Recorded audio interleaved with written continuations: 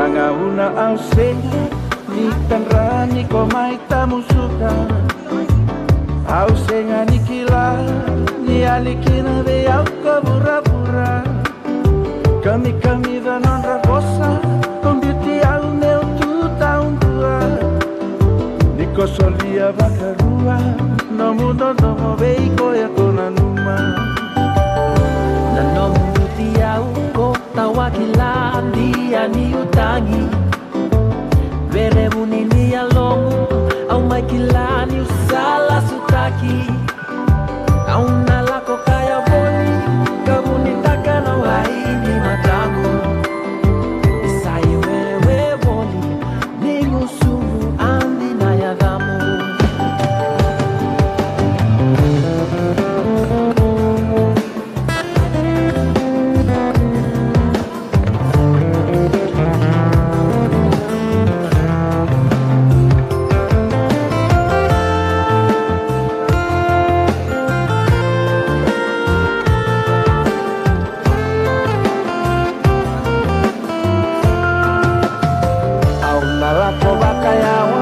Sarabeka meu laki bunitaka rarawani alongu sengani rawa meu bakaraitaka au nalasutaka boni nanongu mara ukede matamu isai wewe boni ni musumu adina ya damu nanongu bitiau kota wakila dia ni utangi were bunini alomu au kakila nusa sutaki au nalako kaya boni kamu nitaka na waini matangu nisai wewe boni ni musumu adina ya damu nisai wewe boni ni musumu adina ya damu nisai wewe boni ni musumu adina ya damu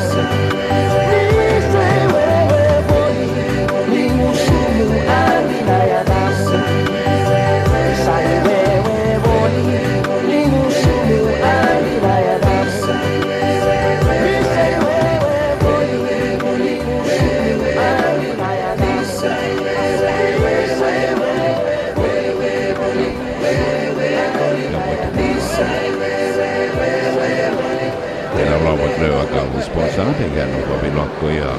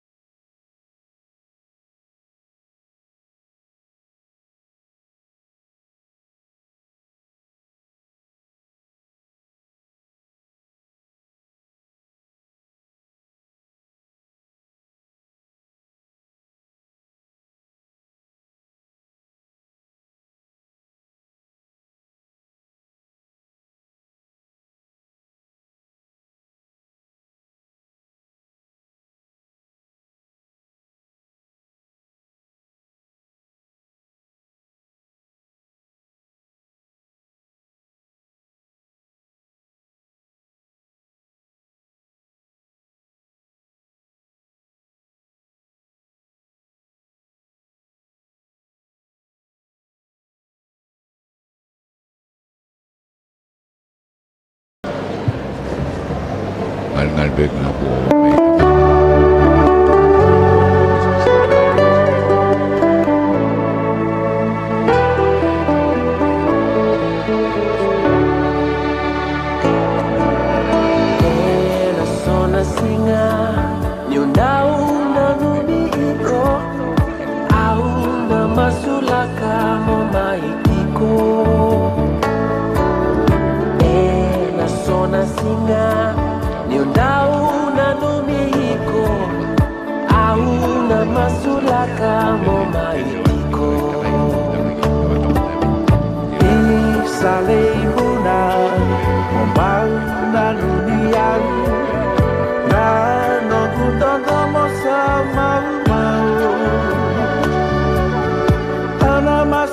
Katiko me daruna Okay, naman may bokiki but no gundo mo esolegiao le butuna meva eranda ubete maji bona numa isa dalomani ando moni iko e alo gutangako Kilana lemoni na gundotomo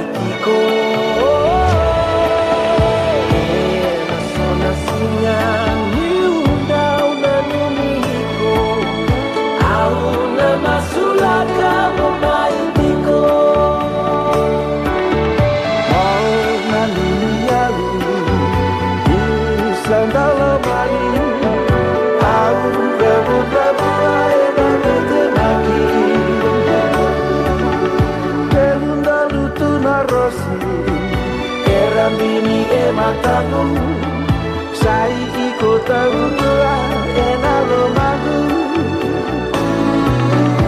isale ibuna mombau na nuniau na no gudotomo sama mau ana masula katiko me daruna bau Vamos a solegiau na zona singa Nindau na numiko Au na masulaka mo maikiko na zona singa na zona singa Au na masulaka mo maikiko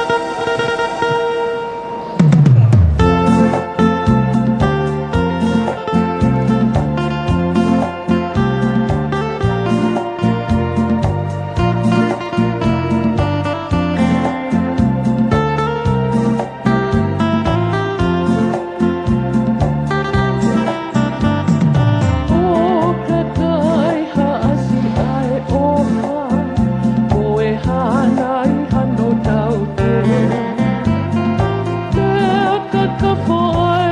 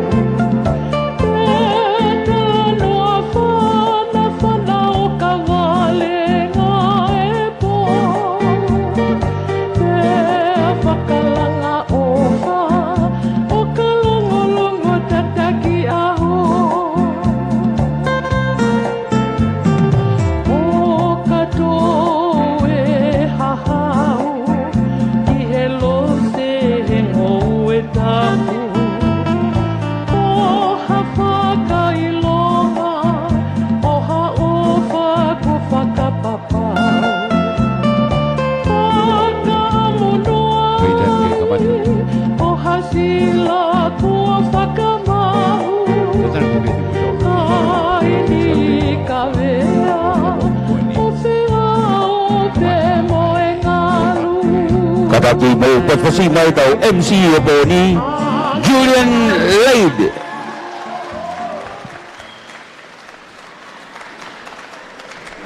Tuluwatu, test 1, 2, test.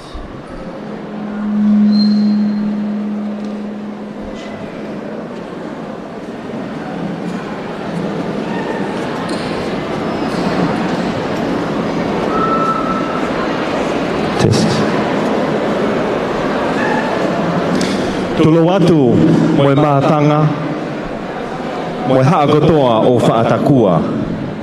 Pea puipui ange he mo hou eiki o whonua, kai ata ke tau kamata, ai pō tau o lunga, ai mishei lala.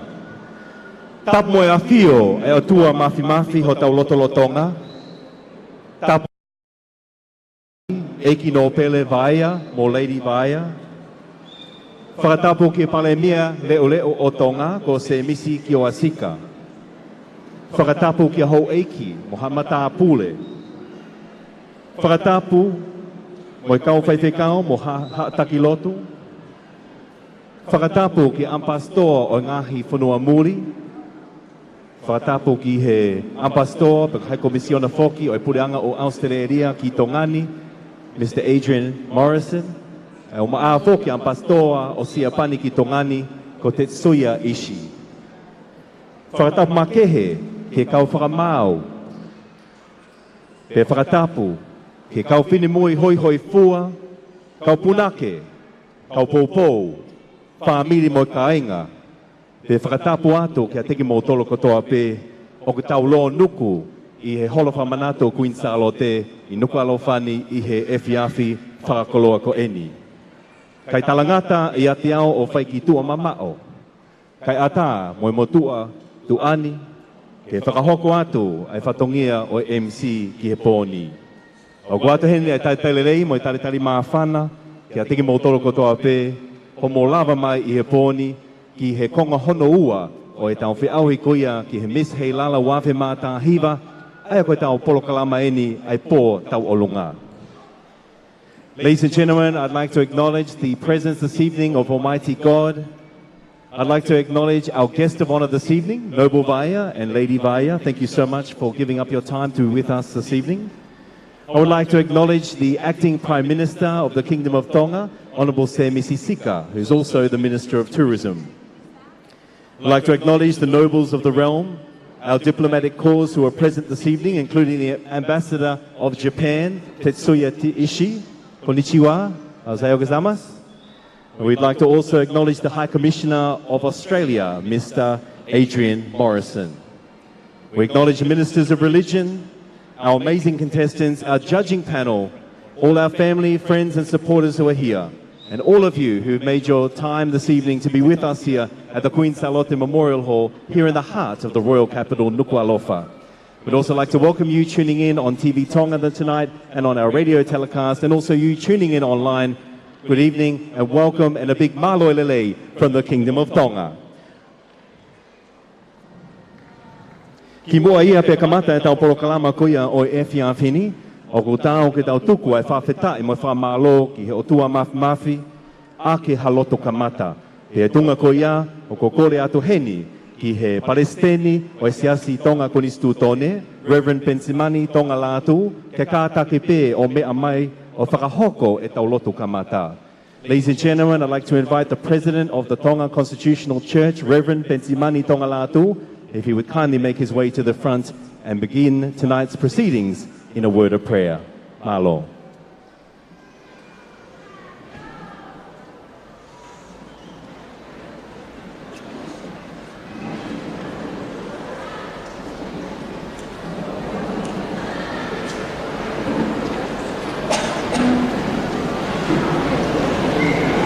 Tiga kita lo tu ko formula rakyat lo vaya fatangan okai ko Palestina o siasi pe fatonton la tu pe ko alu emitia ko mo tu a fai ka ya ai sias ko instituto ne ba ko ko le formula rakyat ma hala pe ai ka fa ko fatongia ka fai hata lotu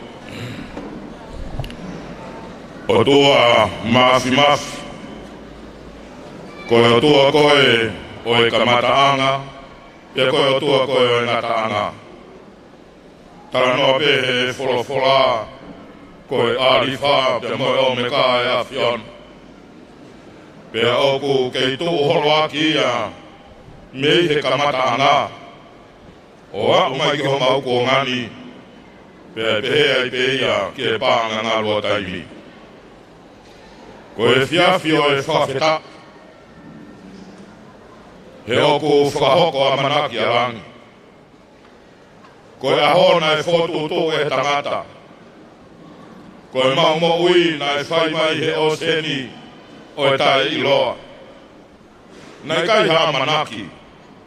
Pe te maukau he whiawhini pei kai. Kai he maukau he whakatahangan. Pe o mau whakamoni. Ai ofa e a Fiona e fiaf koe. Ko ke lolo e whita ai hala whanonga. E ko holo taula e ofa e a Fiona. Kai a mautolua e fiafini. Pe mohono whatongia. Pe tūnga ia e fiefia. Pe mo e whawheta. Pe hakai langi tau e maumo ui. I he whakahoko a manaki e a Fiona. Te ko mautai maari e ai. Ko longolongo katoanga. Ai otu whereni te. I he whiaf koen. Te nā moe wikeni. Ai mawawa pe moe fiefia. Te waki ke mawausia. Ono whakamanatua. Ai aho alo I ho mau hau. Pe utunga e pata. Pe uwhaia e whafta. E te whini o ku mau whakamalo atu. E ofa e a Fiona ku ofai. Pe au ku hapeia I he malumalu e whareni. O ku toka e merino pe moe alo off. E koe aho pe e ne whai. Hono whakamohe me uru. Ka toka to e amanaki moe whakakaukau. Ki he tui o e ngahi tui. Pe moe eiki o e ngahi eiki. Pea o kulanulangi e aho. Ke kau mai e a fion. Whamalo atu ki ho a fio. Malo ho whakalau maari e rei. Whaafe whakalangi o e kātoangan. Lord Waia. Kau mai whare. Whamalo atu ki ho a fio. Whakalau maari e rei e tokon palemia. O e whonuan. Malo ku malu pe hap. Kau ngau e whakati polometi ka mehenga e whanua mulina. Mau kau whakataha e katoa ngau e pon. Malo ku malu pe hap e. Ina tolu ko oming e nau whae no whakamau. Ai katoa ngau e pon. Kau tangata kunau ngau e e puleanga mama. Mau lotu pe hufia ki ho afio. Egi mau whawheta ia i te koe. Ko e tumutumu e whiawhia o e whiaf koe. Ko whalau maari e rei. Si kau whiwhine ko nau pole taki. Ke nau whaia e whiauhi. Ki he hoi hoi fua. Te moe polo karama ko whotutu. I e komi e gara. Mauloto atu peke a te koe. Alo o whakai whaimilangina hana tāpua. Whawhetai o maulau maari e ki he a whion. Mauloto atu ki ho a whio he whia whini. Ko hia koe whatahangan. Pia moe whatongia o e pōkoe. Wangona ha mau whanua. Ai kawe inga pia kua. Ngā ue ki ai e kakai o e whanua. Ke whakaha i e tonga masani. Pea teu i o whakawhawha e whunga o e whanua. O behebe mau anau a he whiaf koen. Ka pau o ku masani pehe a e whunga o e whanua. O behebe mau anau a e o tua. Ke maa behebe ho mau loto he whiaf koen. Ke mau tali pea mea kotongo e whawhita. He koho mau anga tangata ia. Ku mau whanonga mai pe he whiawhini pea mo i kuna. Kau kei e kau tangata me kau whiwhine. Ko au mai he potunga weni. Ke nau whai hono siri. Ai whiau hi o pōkoe. Kau tūnga i e mau lotu mo e whawhita. Koe hape.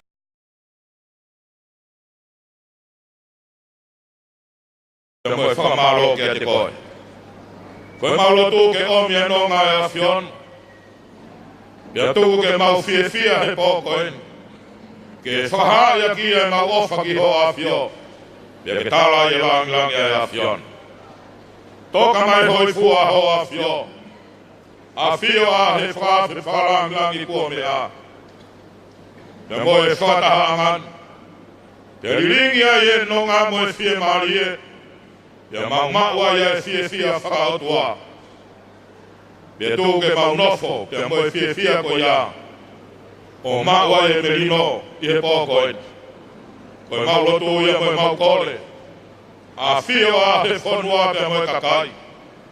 Tūku ake mau nofo atu koe whanau pia e a whion. Pia mau whitangu ia tu ai. O whaia ia e whatongia. Koe haki ngau e lawa he pōni. Pia ke langlangi ia i pea e a whion. Koe mau lotu me mau kore. Whakamole mole a ka tau whanonga pia tau kau. Haere mai au a whio. Pia ke tala e lerei. A whio a ia ki nau tolu nau whakamau e katoanga. Tuku ke nau whai i he totonu. Pia moe modia e a whion. Ka mau ai whie maari e. Tāpua ki mai ai whatahangan. Whai ai ho mau teu i. Mau lotu. Mo kore ngā mea ni a Sisu Klais. O aro, kako mau whamo ui. Amen. Malo apito whaitekau Reverend Petsimani la tonga la tu me Seasi Collins Tuotone be matau lotu kamata koia o e pō ni. Te tau hoko ato le vaeni ki he lea taritari. Ko lea taletani koia oe pōni, whakahoko atu ia, he tokoni pule, oe waa ki he lunganga whakafonua, mo i tuku whakaholo, ko Pulupaki Asiu Ilukatapu Moalaika. Ladies and gentlemen, please put your hands together for the Deputy CEO for Culture and Heritage Division, Ms. Pulupaki Asiu Ilukatapu Moalaika, who will be conducting our opening remarks this evening.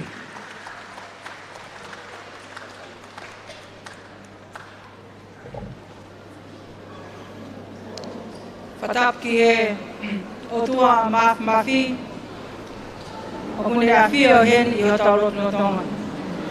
Fatap ki e hao e whonua tamatu I king te pōwono. Fatap ki e tahine kuini o tonga, kuini na naspau. Fatap ki e whakalanglangi o e o wau o e fiaf koni Lord Baia. Ka moi ho eike o e whonua. Pea kou kore ke uwhanga atu he tala whakatapu kakato o e whonua pea moe lotu. Ka e ata ke uwhawhawhonga I atu a e whatongia. Lea taritari o e fiaf koini. O kou whiawhia ke uwhawhawhonga a e palemia leo leo. Ka ko e minista ke potunga aue ngaue lalahi. Pea moe potunga aue tak mamata pea moe whalau e vewa atonga. Ka maa e komiti ngā ue ki e wike hilala ua whetahiwa I hono taritari e wheituuna, Lord Baia. Ki e whe auhi, tau olunga, a e whinemui, kau whinemui ko nau kau mai, ki e whe auhi wike hilala o e ua whetahiwa. O buhonga, ki a ki mautolu, a ho mea heni e whiawhini. He neongo e taulua o ngai whatongia o e wheituuna. Hiri e wharearea o e lotu. Ka maa ngai whatongia o puhanga mai. Ki he amanaki ke whamanatua e hokosia e onongo fulu ma, e onongo fulu tau o e hau o tonga. Ko ho mea heni o kunehanga o whakamahino ke te mautolu e pou kakato, ko ke whai, ki hono whakatolonga, pātoro aki, pia ke kei hoko atu hono tauhi mo mahunga ia e kakai o whonua, I he whaiwa whatonga. Pia neongo koe tauolunga e whiawhini, ka ukai ke ngata ai, a ho pou o whai mai, ki e waa anga whawhanua pe me tala tu whaholo, ai au malu, I he potunga au e taki mamata pe me whalau e bewa. Tau whiawhia whoki hono taritari lei, ai whawhawhonga ambastoa o Siapani, kai pehe whoki ke tala whikaulahi a Australia, I he nakau mai mo tautolu I he whiawhikoni. O kou whiawhia ke taritari e kau whakamau, ko molo totoa ke tari e whakatangi na e whaia ke te motolu. Kai maa kau au tita ko nau kau mai ke tokoni. Ki ono whakamau e ola o ngā ue o kamanaki ke whahoko e whiawhini. O kou whiawhia ko ke taritari, e kau whinemui ko molo totoa, pia mehe o tumulina, pia pehe ki hapai, wawao pia mo eua, kai maafo ke atonga e kini. I ho mō kau mai ke polo karama, wike hei lala o wā whetahiwa. Ko whiawhia ho ke taritari a ngai kautaha, kai maa e kau bisnisi, ka maa e ngai whamiri, ka maa e ngai kāinga tonga hono kotoa o mō poupoui, a nau tolo e kau whiauhi e uofuru maanima o kamanaki ke nau whaari ari he wike koini I he ngai malai keke. Ko whiawhia who ke taritari a kakaitonga ko mō mea I holoni. Kai maak nau tole kakaitonga mō mea mai he ngā luea, pia me he ngā luope, ngai o tumotu toke lau. Nengo kai ke mō mea heni ka wongona te whamawhola o e whiawhi koini. Pia pehe ke tonga hono kotoa, o mō lava ke kau mai, pia mō whanongoa me he televisione pia mō retio, pia me kapina. E whawhalangang, o whenua whakatoa pia mo toko o fulu manima, o nau tolo e kau whinemui, o mamana ke kau I whi au I o I whi afkoen, ka mai wike kakato koeni. Ko toko hongo funu maa fitu ai, ko mnau tolu me Australia, Amerika, pe amo New Zealand.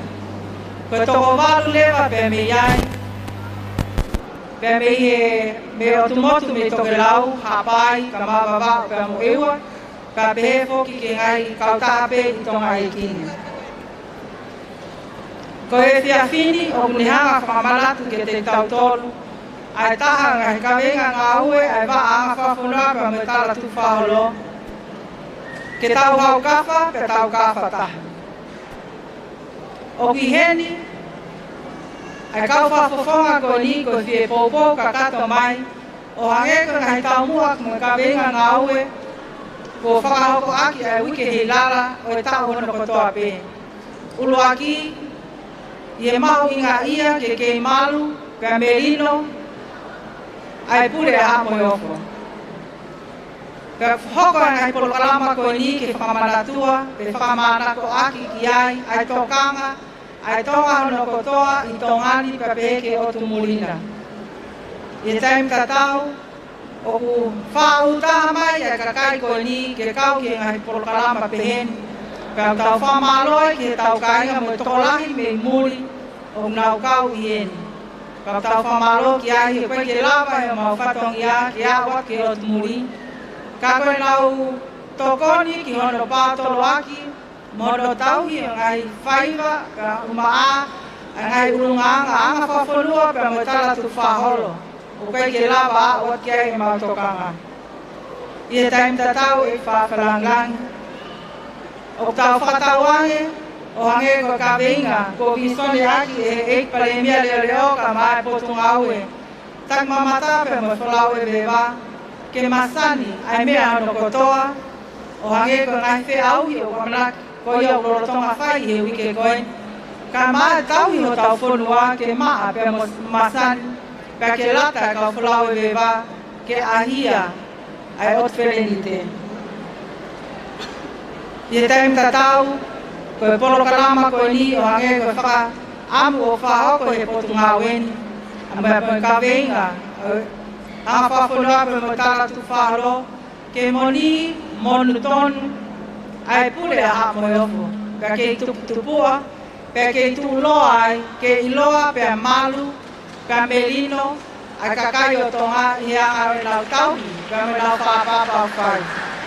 Ko iau pe ai, Fia whawhalang, ke tātare e whetuna pe mo e whamalo atu, tala monu atu, lewa whaoa kau tatau atu. Malo apito mo pasipasi I mai ai Deputy CEO koia o e waa ki he lunganga whawhanua pe mo tuku whaholo pe mo e lea taritari koia o e pōni. Ki mo a pe tau hoko atu o pe tulou pe mo e tau whakalangi ko whatonga I o ku ki longolongoa a whoke a mātanga he pōni pe ngali whotunga mai o mo fia tala noa. Whewhe ke hanga ki toka taha o ta whaaki o talangi ki ai o ku whakawha au pito ho teu I he pōni. Why don't you turn to the person beside you and say, you look stunning this evening. You look beautiful. You look handsome. Make the person beside you feel good about themselves before we keep going.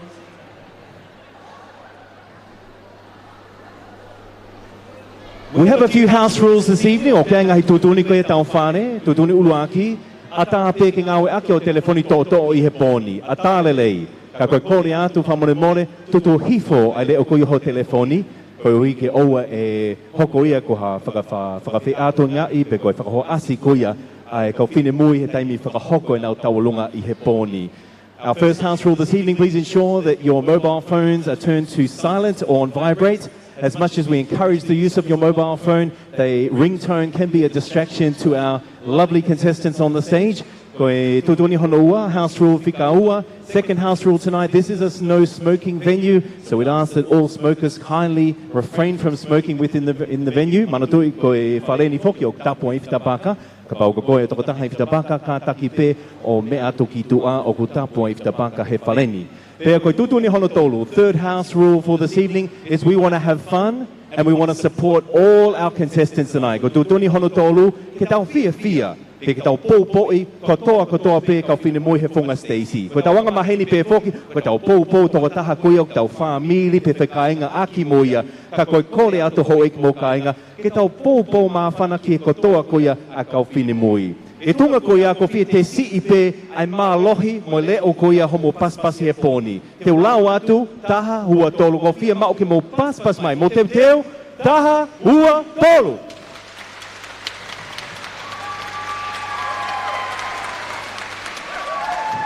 Mea leo si mo oni homo paspasi e poni. Leo si au pito ia. Kuk tui pe nai ke o ngoi homo paspasi he hala tau whahau. Tau toi te si ange.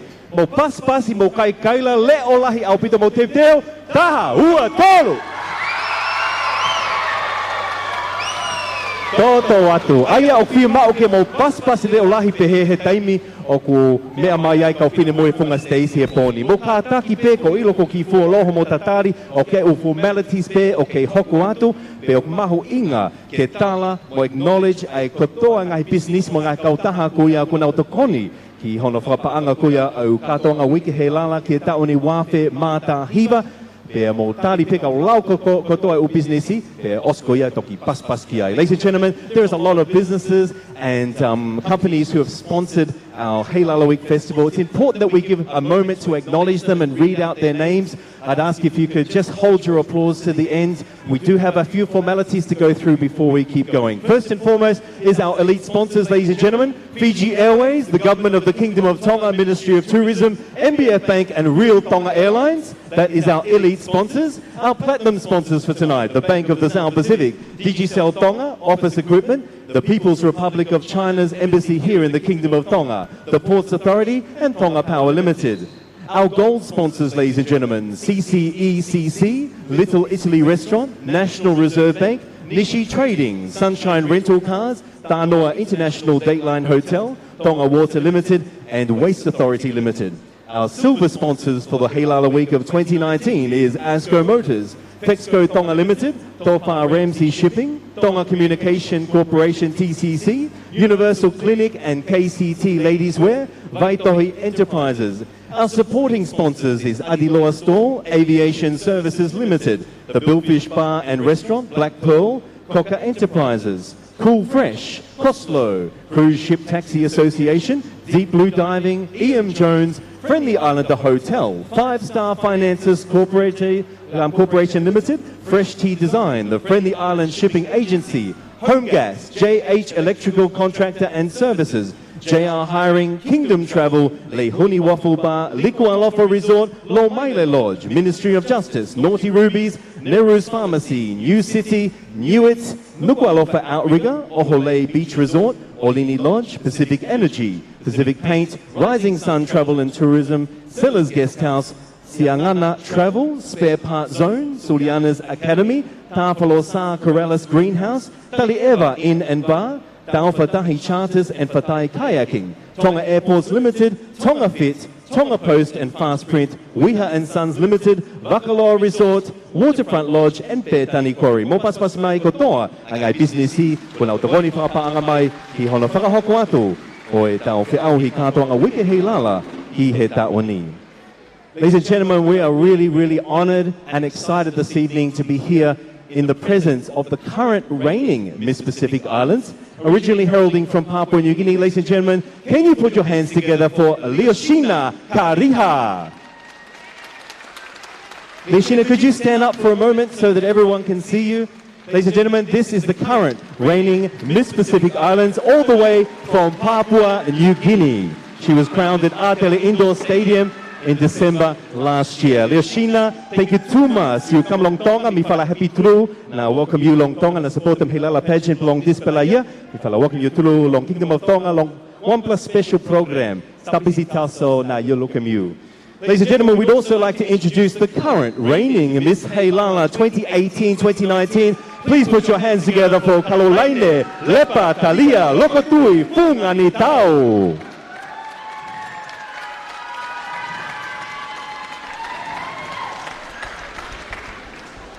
Are we ready to start Miss Hey Lala Tawalunga for tonight? I'm not convinced. Let's try that again. Are we ready to start the Tawalunga competition for Miss Heilala 2019? Okay, I'm going to do a hip hip hooray. I want you guys to make a big loud noise and get yourself excited. Hip hip! Hip hip! Hip hip! Ladies and gentlemen, let's have fun. We'd like to welcome our first contestant for tonight, and my colleague Anolo Manu will be introducing Miss Tui Tui Fashion, Suana Falahola Aleva.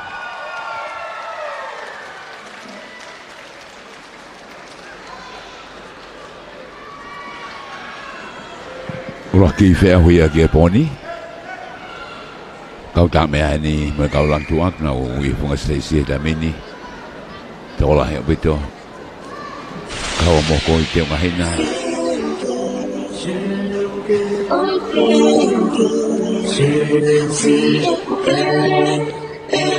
Oi kau arap ko yung da mini. Tola he bito na be kakak be. Tui Tui Fashion. Suana Falahola Aleva.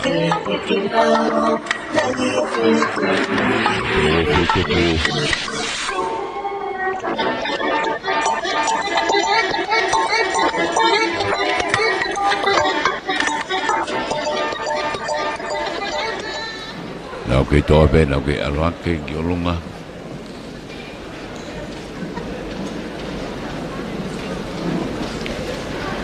Mereka kai fini kau lang tua, toko wawalo fana tata, to walo hoi kau fini ngau kau.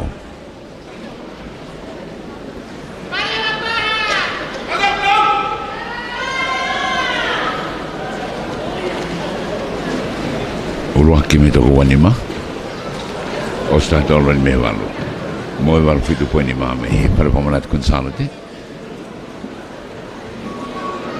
Koen koe mai te pili o ku te o hake kau tangata. Koe mai tō tahaku ne puke mai pēa no sesh pe kono whai longa. Tui Tui Fashion.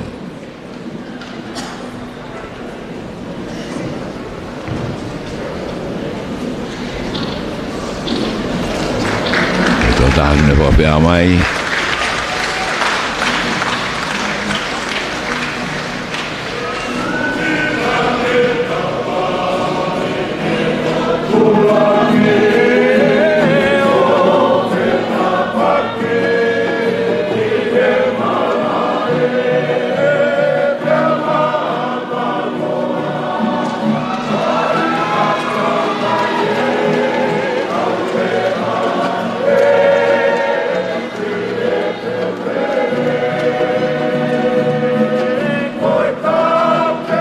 Fata na tohon ko yan nay, na bego te pili ko na fata mai. Miss Tui Tui Fashion, Suana Falahola Aleva.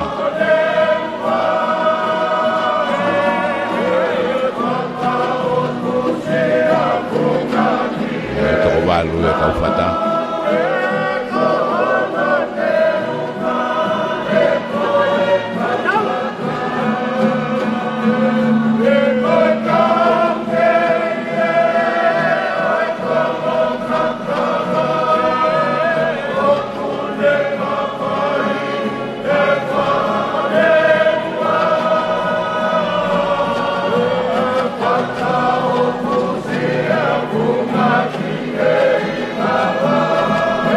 Tudo fumama rebe.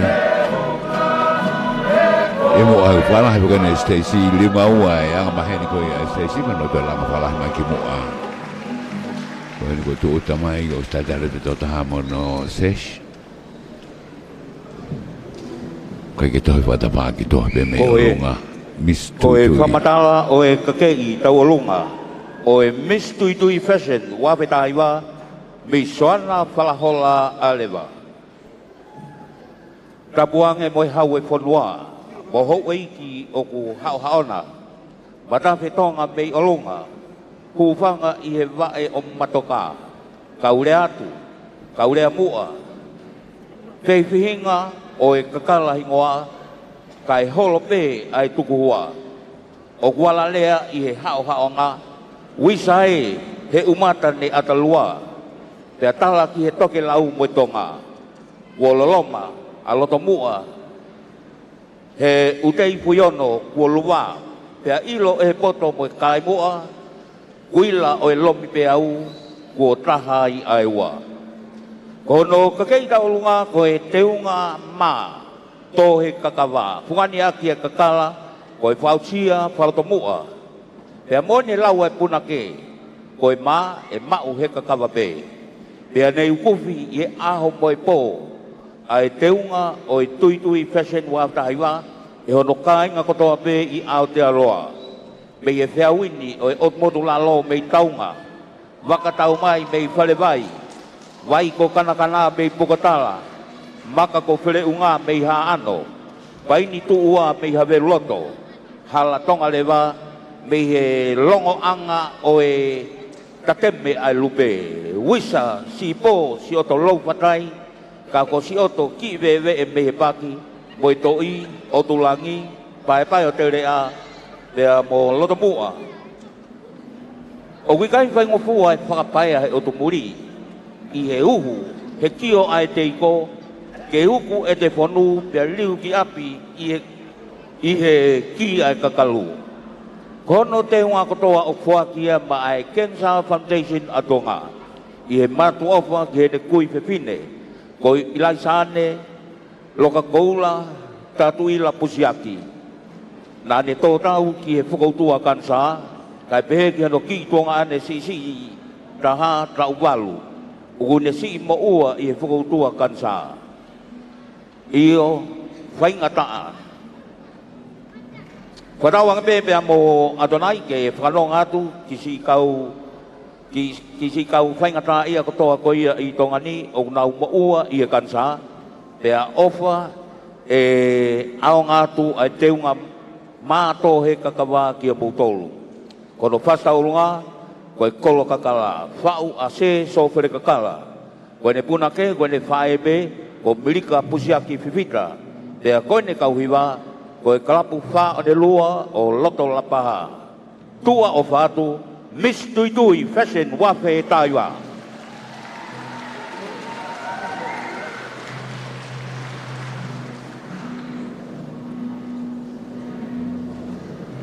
Kêu Ngô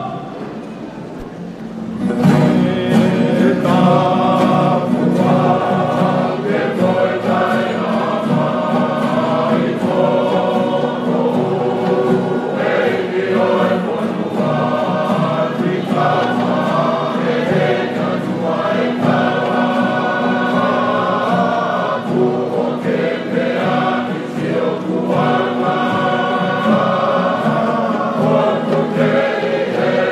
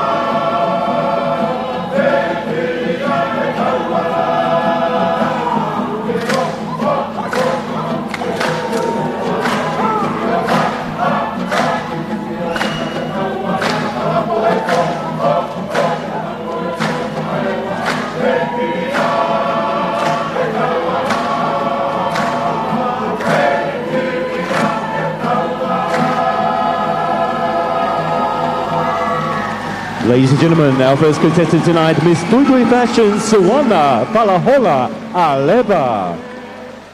Suana o ku ta'uato, pe kulele mai me Aukalani Nusila.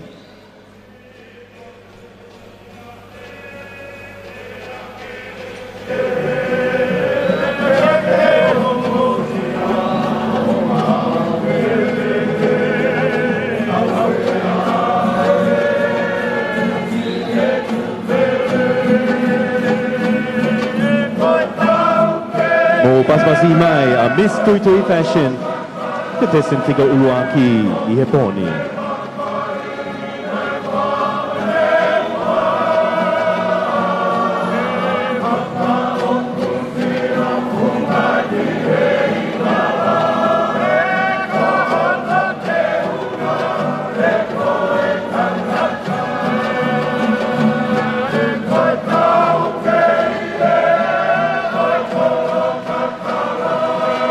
Please put your hands together for our first contestant, Suana Palahola Aleva, Miss Tuitui Fashion, 23 years old and heralds from Auckland, New Zealand.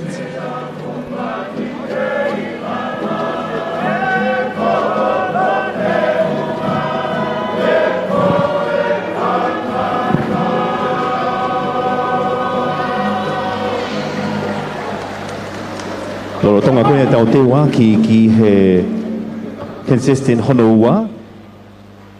Tulo maho eiki, kai ata ki o whakahoko atu ai sea pia moe kau whakamao ki he pōni. Ladies and gentlemen, our chair lady and panel of judges tonight includes Mishka Tuifua, banker with Westpac Bank for 20 years, Australia and Tonga, chairperson of Public Service Commission, Governor of Tonga for 5 years, currently the CEO of the National Business Services in the Kingdom of Tonga and Australia, a mother of 6 and strongest supporter of the Miss Heilala pageant due to its promotion of young women as a vibrant ambassador of the Kingdom of Tonga. Mō paspasi mai ai sea i he pōni ko Mishka Tuifua. Koe kau whakamau ki he pōni ko Andi Pasemata Taunisila, Honourable Tupo Aho Me'e Tuita Whaupula.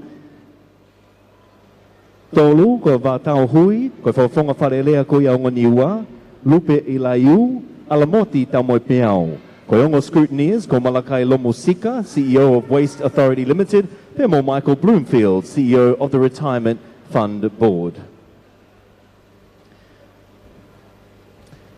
Te tau hoko ato eni ki he contestant honoua. Manatoi koe tauni foki, toku ungo fula mā nima ai kau whini mui, ko nao lesisita ke kaumai ki he whiauhi whiri hoi hoi fua ai Miss Heilala 2019.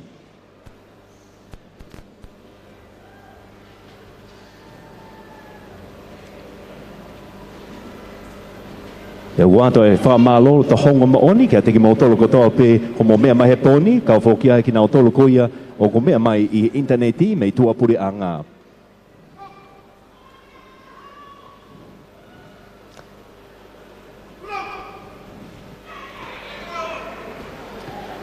Ladies and gentlemen, contestant number 2 to grace the stage of Heilala Festival 2019, please push your hands together for Miss Fe'unu Koula, Fe'opa Ke Haulani Laula.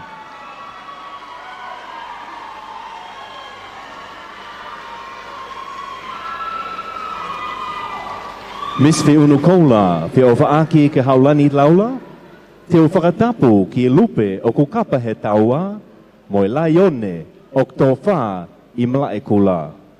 Ofa ke ata, pe ofa ki ngofua, kau lava atu ki hoku ka ke i tau o lunga. Oko he ku ka ke i tau o lunga, ko ngauhi ia e he ku whangawha e, me he hopo anga e la a, mo e laisi la a. Ko e te unga wheta aki, pulu, pe toki funga ni aki, e lopa ne toli, me he hala si lopa, mo e hala tukunga kauta.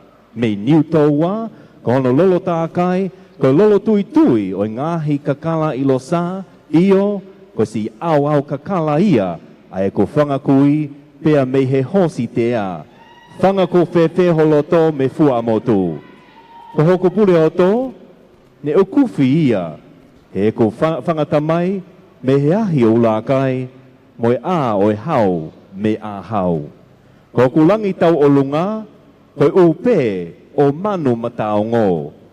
Kau tau mea, kalapu to tupu me ahau. Koe hono whakahaka kuia o e tau o lunga, koe whae ko suria hopoate laula. Ho eke mo kainga, mo paspasi mai ke testin whikaua, mis pe unu koula, pe ofa aki, ke haulani, laula.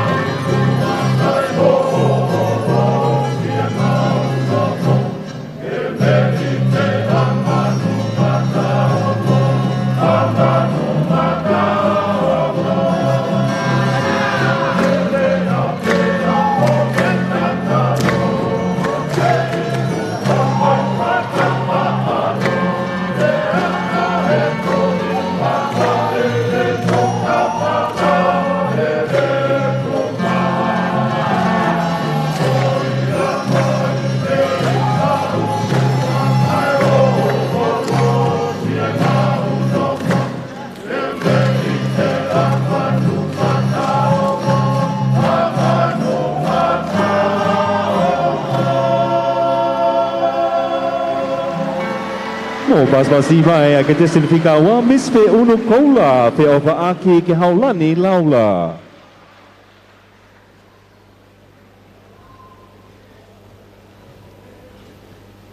Our second contestant is 18 years old. Miss Fe Unu Koula, Fe Ofaki Ke Haulani Laula.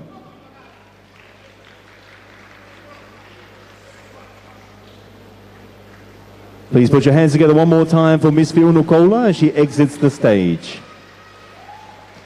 Now, the Tauranga category judges, the contestants this evening, in particular focus on their ability to balance. Ladies and gentlemen, moving now to contestant number 3, Hoko Atoni ke contestant Vikatolu, Miss Alovili Home, Melefefita Priscilla Alovili, 22, from Brisbane, Australia.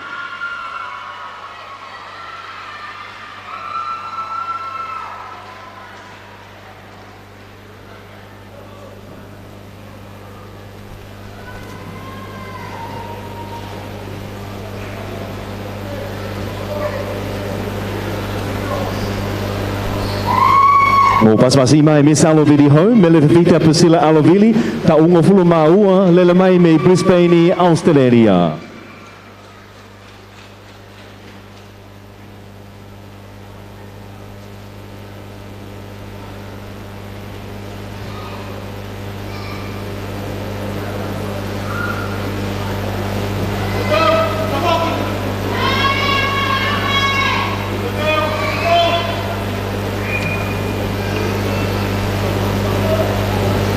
Miss Alovili Home, Melefefita Priscilla Alovili.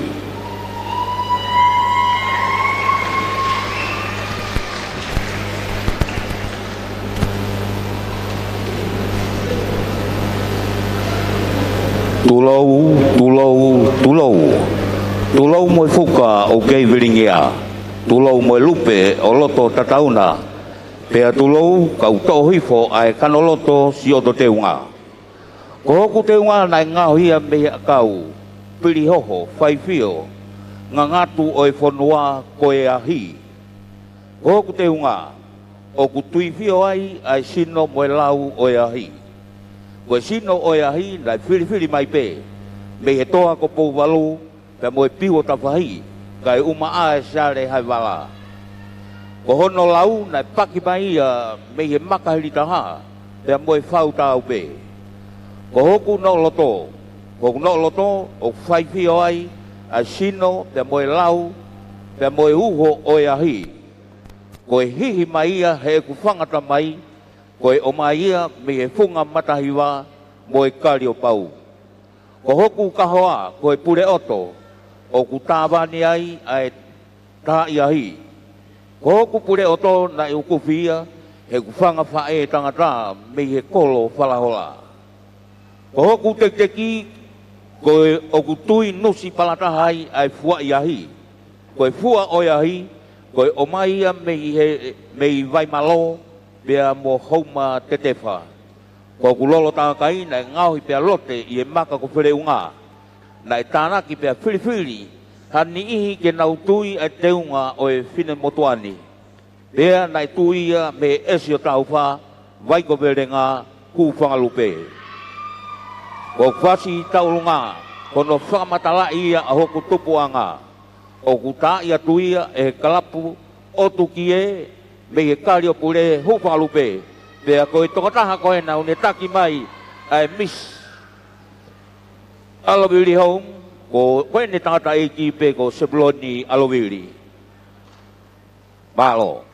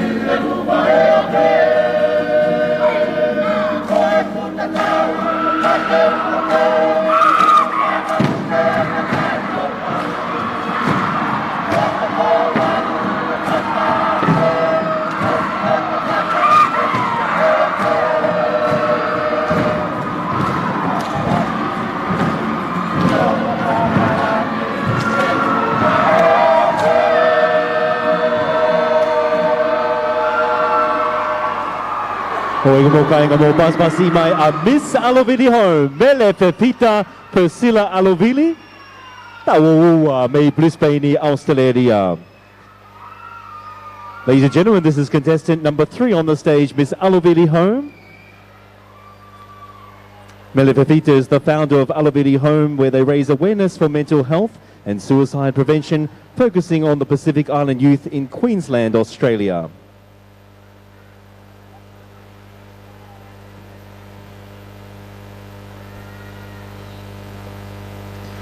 Whilst we prepare for our next contestant on the stage, contestants entering the Miss Heilala pageant will compete for the following titles: Miss Heilala, of which the winner will receive a minimum cash prize of 5,000 pa'anga, air travel in the Pacific, and the traditional crown and sash. Miss Heilala first runner-up will receive 4,000 pa'anga, Miss Heilala second runner-up, 3,000 pa'anga, Miss Heilala third runner-up, 2,000 pa'anga, and Miss Heilala fourth runner-up, 1,000 pa'anga.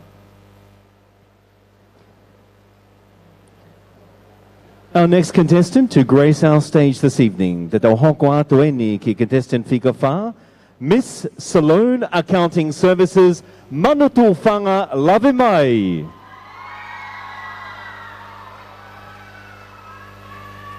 Ko Manutu Whanga Lave Mai o ko Taungo Fulu, nei whaile I Aukalani no Sila, ka nei tupuhake fokia I Melapuane, Australia. O lotonga ako fokia I he University Katolika kuia I Australia, ki ona matai tohi Bachelor of Arts. Manu Tuwhanga's hobbies are spending time with family, music and performing. And her passion has always been for drama, and her teaching methods are majoring in drama, majoring in religion, and she hopes to inspire her future students to implement change through the art of drama and to expand their thinking through religion. Mo pasmasi mai contestant Fika Wha, Miss Salone Accounting Services, Manutu Whanga Lave Mai.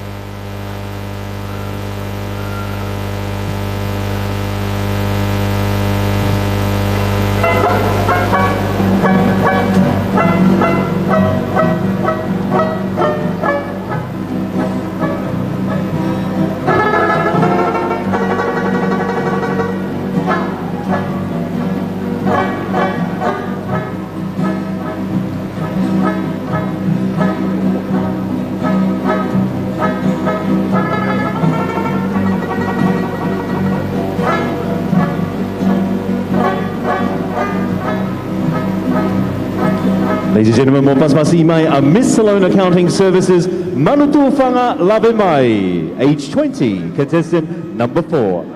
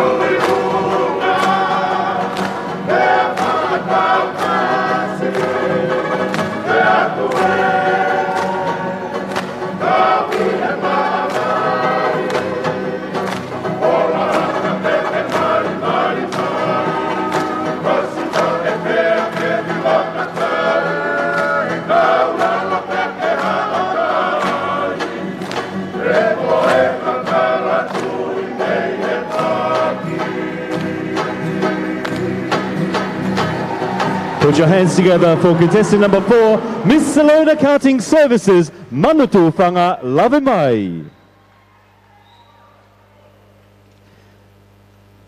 Manutu Whanga Lavemai is 20 years old, born in Auckland, New Zealand, raised in Melbourne, Australia.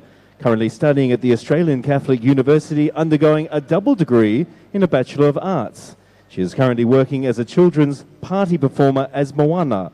Manutu Whanga's hobbies are spending time with family, music and performing.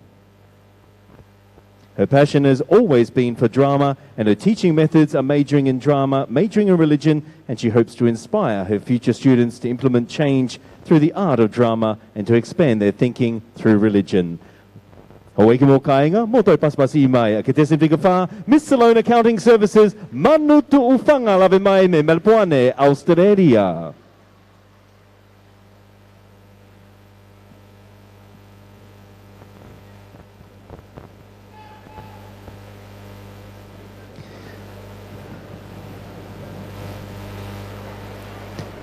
Reminder that there are special awards for the Miss Heilala pageant this year.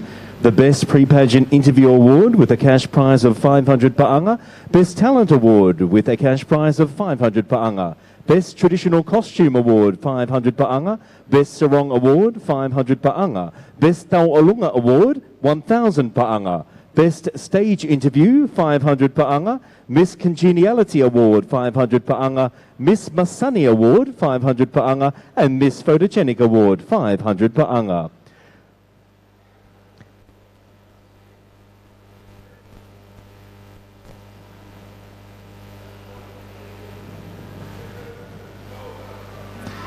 Tau teueni ke talitana ki funga Stacey, a contestant Fikanima. Ladies and gentlemen, contestant number 5, please put your hands together for Miss Ewa Tourism, Emeline Lowena Mamatuki Napa'a.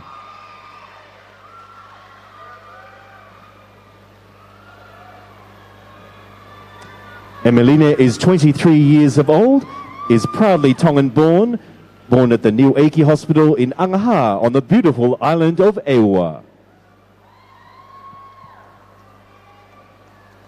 Io, kore ke hufanga I whatapu pe moe talamalo whanua.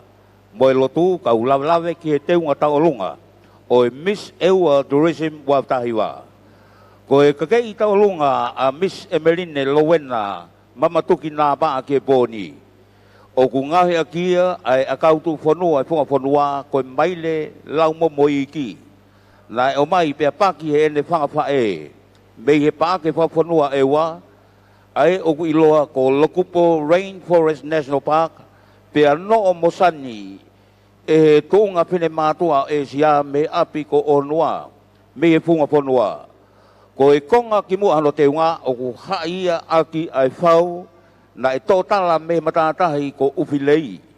Pea teu aki e maile fungani paongo, ne teu aki ai tahi kulutuma, mei he o seni e tauranga nā whanua, kono sisi whananiwi ke kātoanga e tonga masani, Heilala Festival, wā petahiwa. Ko e konga ki mui hono teunga, o ku hai ki ai ai lolo kulutuma, ne lanu pea unu I e matatahi ko lole venga, o laloni aki ai maile lau mata maui ui oi funga whanua. Kono lolo niu tā kai ne tunu ia mo whakahuni me api ko nasi ki monu. Pea tui fio whewhiohi pea moe ngahi ka kalamanongi oi funga whanua.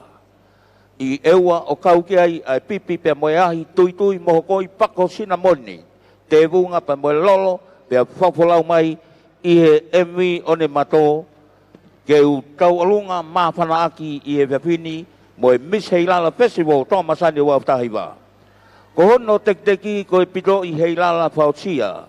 Ne tongi pea tuia me he fuwha ko whia mea. Me he ngau e anga mo e kupenga hina I he terea uta mo e hifo anga onua I onua ewa. Ko hono kahoa ko e nusi palataha. Ne tui pea tongi he ene whangawhae me whalahola. Pea mo e maile lau momo o e wao tā koula, mo siliva o e one mato, pia mohono liku whakangalonga taa. Kono sisi ko i kulutuma fungani whausia, maile, pia ne ngahui mei pangai ewa, Pea kono vesa, ni mamoe vae, ko e tui whamata moa na ia, e whewhine ko tonga me ana ahu, mo e vao, wha ko ia o e mātanga iloa ko lakwhanga. Kono pule o tōne ukuwhia, hei ne whanga whae tangata, me o seni tonga drench, o lanu pea whangingila me ana ko tawake whai ana, pe koe o iloa koe Cathedral Cave.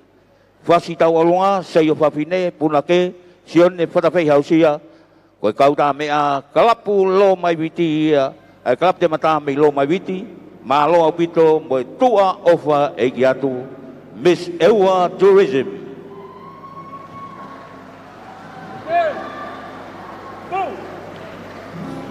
Amura e kone e tahe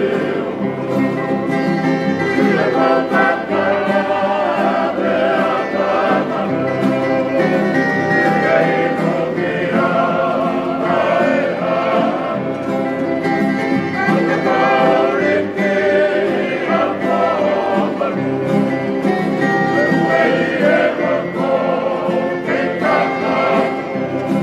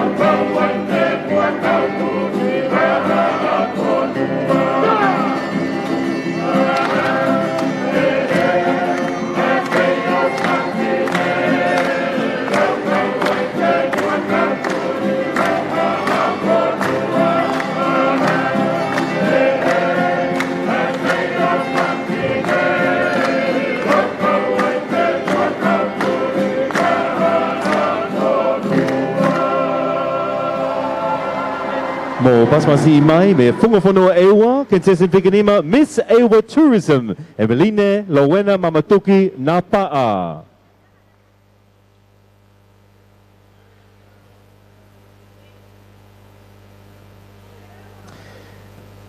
Emeline attended Leahaina High School in 2015 for her diploma in tourism. She hails from the villages of Ohonua Ewa, Kolohapai, E Sianiwa Fo'o, and Pea Tongatapu. She exercises her faith in the Church of Jesus Christ of Latter-day Saints. Miss Napa is currently self-employed, running her very own business from home in the Whungafonua Ewa. Motoi paspasi mai Miss Ewa Tourism, Emeline Lowena Mamatoki Napa Taunga Fuluma Tolu, me he Whungafonua me Ewa.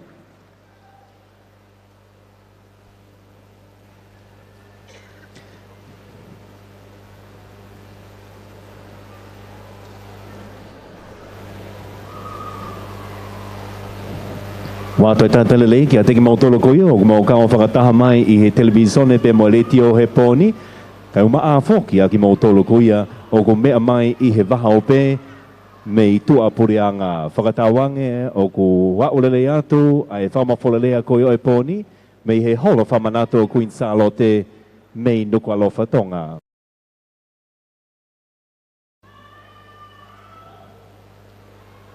Ladies and gentlemen, distinguished guests, our next contestant to grace the stage this evening is contestant number 6. Please put your hands together for Miss Tonga Tourism, Denise Vailima Hafoka. Denise Vailima Hafoka is 24 years old and was born and raised in Tofoa, Tongatapu. She is one of 6 siblings and attended GPS Tola and then moved to Sainaha High School where she graduated. She is currently studying towards a major in hospitality and tourism with a minor in Pacific Island Studies at Brigham Young University, Hawaii. She is currently also working as an intern for Fiji Airways.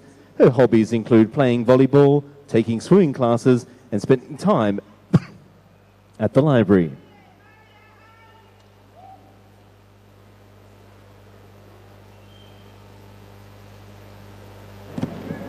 She is beyond grateful to represent Miss Tonga Tourism 2019, and she wishes a big malo alpito to her sponsor, the Ministry of Tourism, for letting her participate in the experience.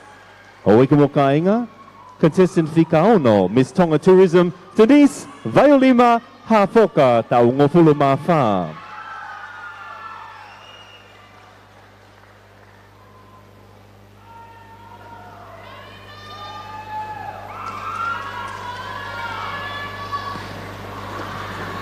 Denise Vailima Hafoka, Miss Tonga Tourism Wafe Mata Hiva. Kono teunga tawolunga. Matai tofe. Na e kufi ia he ko whangawha e tangata, me he funga ana lilo, vau nuka me hunga vavau. Vahilo lunga, mo e funga matahiva me haafe waha apai, pe lano he moana vavale o e langi tu lilo, pe monamo lahi me kotu. Ka whapulu, nei whi pia kako ia e family whae e ko tangata eiki, me he funga vei mamuni, me toula, mo kirikiri te fua, pe mo mata moana me makawe vavau. Ngato uli, nei ngauhi ia me he heapo na ito, i he ahi o lākai, pe amusi ia e he family tamai e ko tangata eiki, me he hifo, a hau, mo whala o si, pe mo niuto tolu, me kano kupolu. Lolo milimili, koe lolo pako, pe nei ngauhi ia e family whae e ku whae. Koe foi niu, nei o mai ia, mei he lolo a hala e walu, mei loto nei afu. Pe koe foi pako, nei ta aki mai ia, mei he kolonga tata, moi funga matahiva me he haawhewa. Teki mahoku vesa, koe tofe, o ko whakawae pulu, nei whi, pia kako ia, e o ko whanga mehe kitanga. Ko hoku teki mahoku vesa, ke kātuanga o e whiawhini. Ka hoa, koe tofe o ko tāwani aki ai pulu ko vilohi ke tākai i hoku ki a ke manongi, pia alaha o fisiki tua me ai whakaapa-apa, lototo, mamahi i mea, pe moe vei tokai aki, pe toki malama mai ia i e whiawhini, o hulu hono whakaofa-ofa, ko si ete talangofua. Ho eiki mo kainga, mo paspasi i mai ai contestant Whikaono, Miss Tonga Tourism, Denise Vailima Hafoka.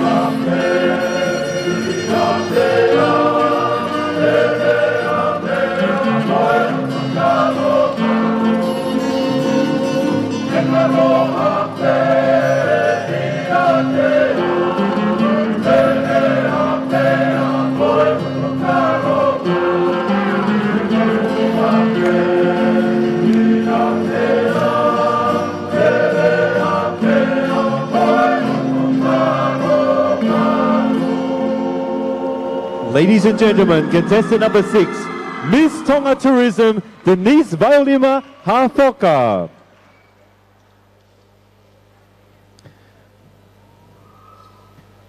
Denise Vailima Hafoka, 24 years old, born in Tofoa. She is one of 6 siblings and attended GPS Dola and then moved to Saineha High School where she graduated.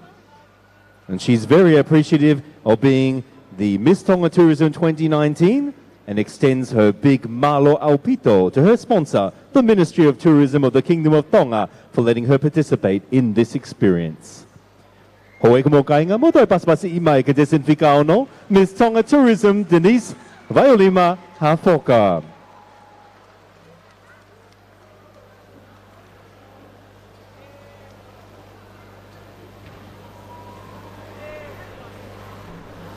Wato ai pēa whakamālolo ta honga maoni ai komiti hei lala i wāwhi māta ahiwa ki ngahi bisinisi mo ngahi kautaha kotoa I tongani ko nau tokoni mai ki hono whakapaanga mo whakahoko atu koia ai polokalama koia o taoni. The Hei Lala Committee of 2019 extends its gratitude to all the businesses and companies here and throughout the Kingdom of Tonga whose kind generosity have allowed this year's program to proceed.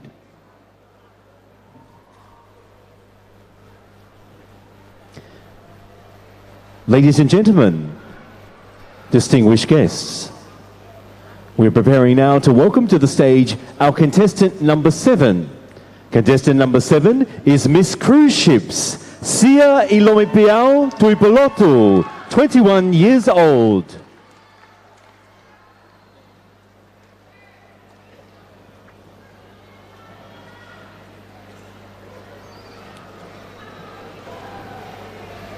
Sia I lome pia o Tuipolontu's parents, allow kao e Sitiveni Tuipolontu of Longoteme, Halatonga Leva, Folaha, Lo Tokayano, Niwa Fo'o, Wiha Ha'apai. She has 3 siblings, and she's currently working as a tourist officer in the Tonga Tourism Authority.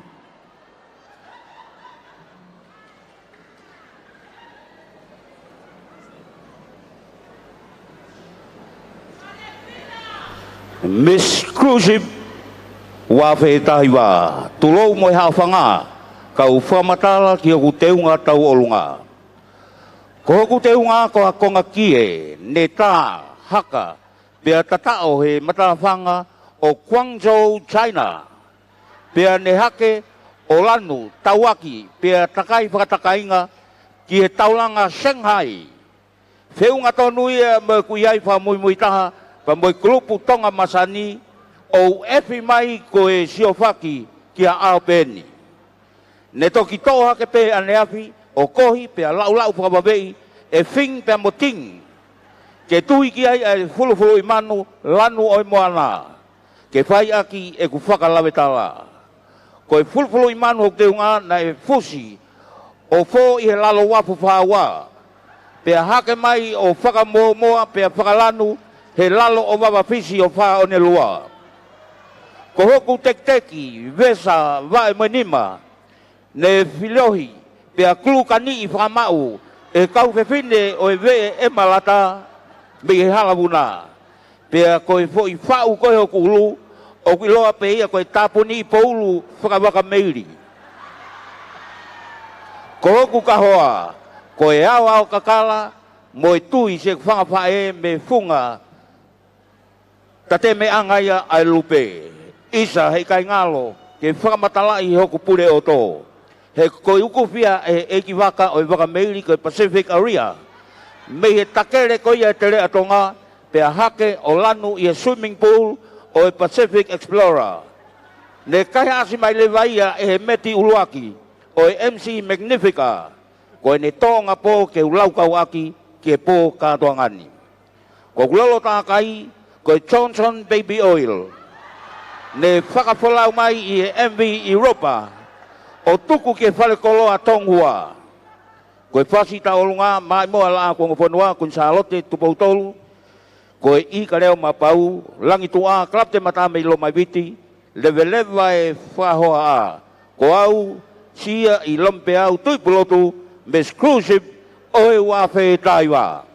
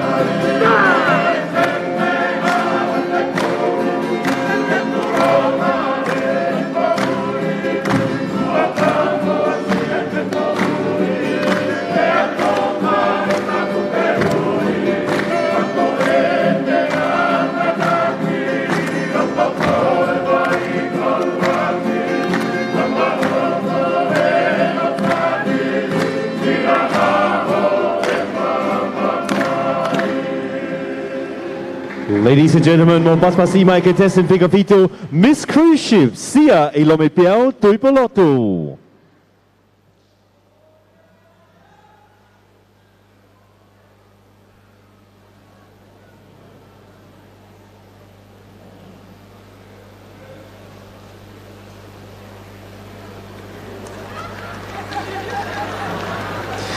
Ladies and gentlemen, mo toi paspasi mai ai contestant figure fito, Miss Cruise Ship, Sia Ilome Piao Tuipoloto.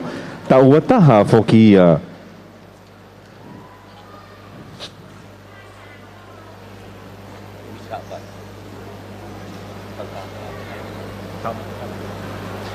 Ladies and gentlemen, let's get ready now to welcome to our Heilala stage this evening, contestant number 8. Contestant number 8, ladies and gentlemen, Miss Ha'apai Tourism, Mele Halaivalu V. Malafu, 21 years old. Mele hails from Tongamama'o, Niuafo'o, Ta'aki Moyaka, Paki Moitoi, o Te Muamua, Halalalunga, Vahilifuka, Pangai, Ha'apai, and her hobbies include swimming, weaving and fishing. She's a teacher at Ha'apai High School.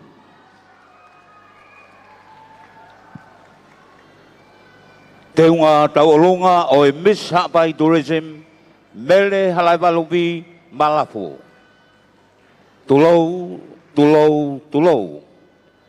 Whakatulou mo tala a whaki ko moaki. Kau lawe atu ke kake i tauolunga o ki I whine motu ane ko e Miss Ha'apai Tourism watahiwa Mele Halaivalu Vi Malafu. Isa, ko e kotoa e kake I tauolunga o Mele Halaivalu Vi Malafu ko e ama mo tamaia e tahi a kau tu whanua a tonga. Ka koe tawhenga ekonomika ia vai whanua Ha'apai koe whau. O ku whakataka o Filohi, pea pao whetuyaki, pea perukaki, whakasiare tawha o whalangaki I he moui lotolu, he kohono tekteki kātoa ngā ia. Ka hoa, vesa, no oloto pea mohono kano teunga koe lose, o ku pelu whakasalu-salu, pea tui, whakamanulua, ke te lau kau pe mo whakamani-mani o ikai haloto mo ua he koe hina mo kulokula koe lanu o ikuna. Pea te fu mo teki whaiva he kātoangani he koe whatongia ke whakafua he koe pō whetau. We, seuke ko hoku pure o tōna ukuwhi me he wafu tau wha ahau. Pea whakamoimoi ke matawhanga o e whanga I he si. Ko kulolo tākai ko e ao kakalaia he kotoa o Ha'apai ke utakai o whamari aki ke utoha ki e tokanga ai tonga. Ko ku whasaulunga koe hala ko papa, ko e mai moa I e laa ko ngā whanua Konsalote tupautolu. Whakapapatu Miss Ha'apai Tourism, Mele Halaivalu Vi Malafu.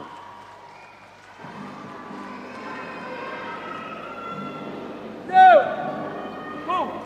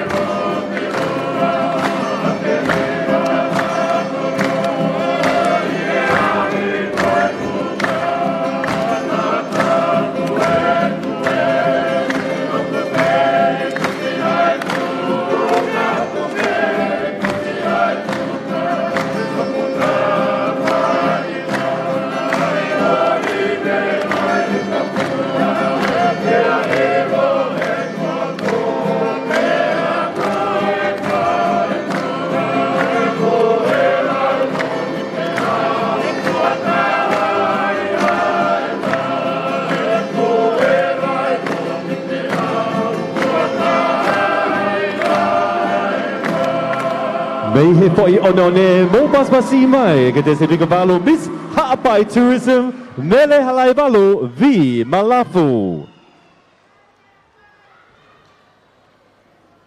Ladies and gentlemen, contestant number 8, Miss Ha'apai Tourism from the beautiful islands of Ha'apai, 21 years old. Her hobbies include swimming, weaving and fishing, and her future plan is to continue with the family business and to work together with the Ha'apai Tourism Association to improve tourism in the beautiful islands of Ha'apai.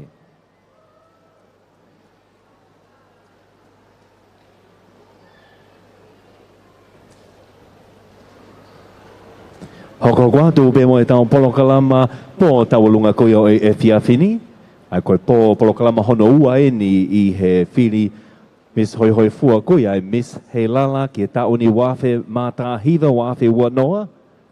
Fia ki tau I heni foki he poni pea mo Miss Pacific Islands Lolotonga, Kioshina, Kariha, au kulele mai me Papua New Guinea. Fia ke toi foki mai ai whini moi koe ni, ki tongani, me Papua New Guinea. Ladies and gentlemen, our next contestant to hit the stage is contestant number 9. Would you kindly put your hands together for Miss Terra Pacific Australia, Nunia Akanete Petelo.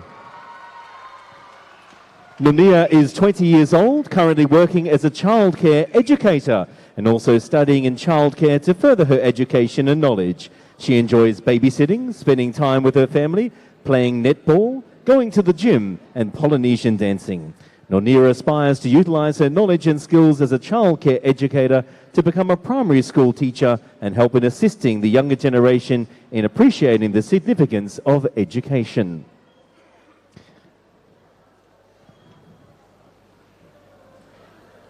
Nunia loves her Tongan culture and loves to learn more through dancing and singing and regularly participating in community events, which allows her to showcase her love for the Kingdom of Tonga. Ladies and gentlemen, entering the stage is Miss Terra Pacific Australia, contestant number 9, Nunia Akanete Petelo.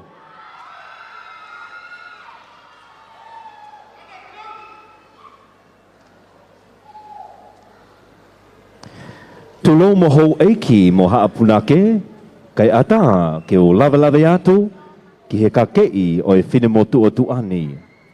Kono te unga, ko e wheta aki mo e ki e tonga.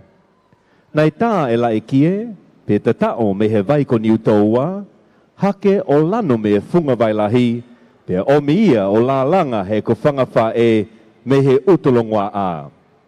Ko e wheta aki, nai amusi ia me I he hiapo, e ne wha e tangata me ape ko takitaki me he siale haiwala. O whariki aki ai maile, ko mulu maile ia e ne whangatunga ane me he ape ko matahao me kolonga. Kono te unga, o ko fungani aki ai kakala, ko tori ai kona e ne whanga me kitanga me ape ko pouria me he paki mo I toi lapaha. Kono no o koe kawha, nei omi ai fo iniu, me he funga whanua, o tā pia haha o whia me haa to'u haapai. Kono sisi, koe omi ia me he funga o ne tāka. Kono vesa mo e vae, koe ngahi ia me he tui a tamare. Kono teki mo e kahoa, koe nusi, koe tori ia me he fuu hei lalaloa o lotapoha. Kono pure oto, koe o kufi ia me he whine ta alovaka me matuku, o ave ia ta tao he whanga ko poloto me haawhewa. Pe kono lolo tākai, koe lolo tui, koe haka he ne kui, me he api ko funga ahokata me kolonga. Ko ia, hau eki mo kainga, mo paspasi mai, Miss Terra Pacific Australia, Nunia Akanete Petelo. Oh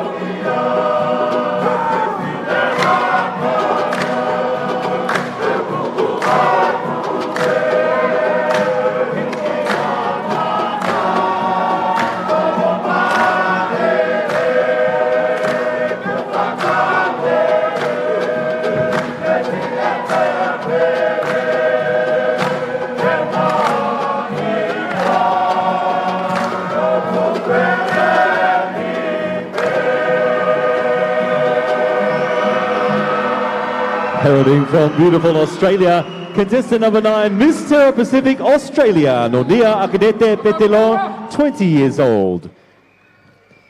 Lele mai me he koni ne niti o Australia, contestant Whikahiva, Miss Terra Pacific Australia, Nonia Akedete Petelo, ko taungo fulu foki ia.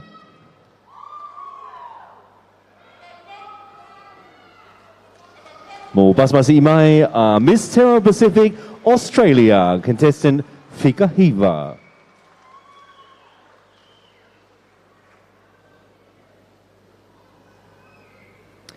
And of course, Nunia loves her Tongan culture, loves to learn more through dancing and singing, and regularly participates in Tongan community events, which allows her to showcase her love for her people and the beautiful Kingdom of Tonga.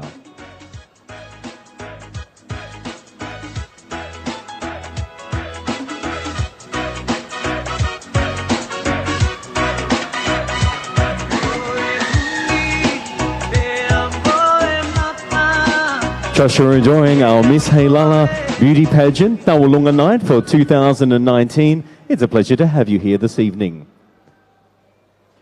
Moving now to contestant number 10. Contestant number 10, Miss Langakali Vaikopuna Peti Na'a Iotamo, 18 years old. She hails from the villages of Kahoua, American Samoa, Vaiko Kanakana, Homale'eia, and Makahokovalu. She is a full-time student at Brigham Young University, Idaho, and also an international study major, pursuing a career in immigration. Her goals for the future are becoming a full-time missionary for the Church of Jesus Christ of Latter-day Saints. Peti's hobbies includes playing sports, dance choreography, reading, writing poems, and performing theatre pieces.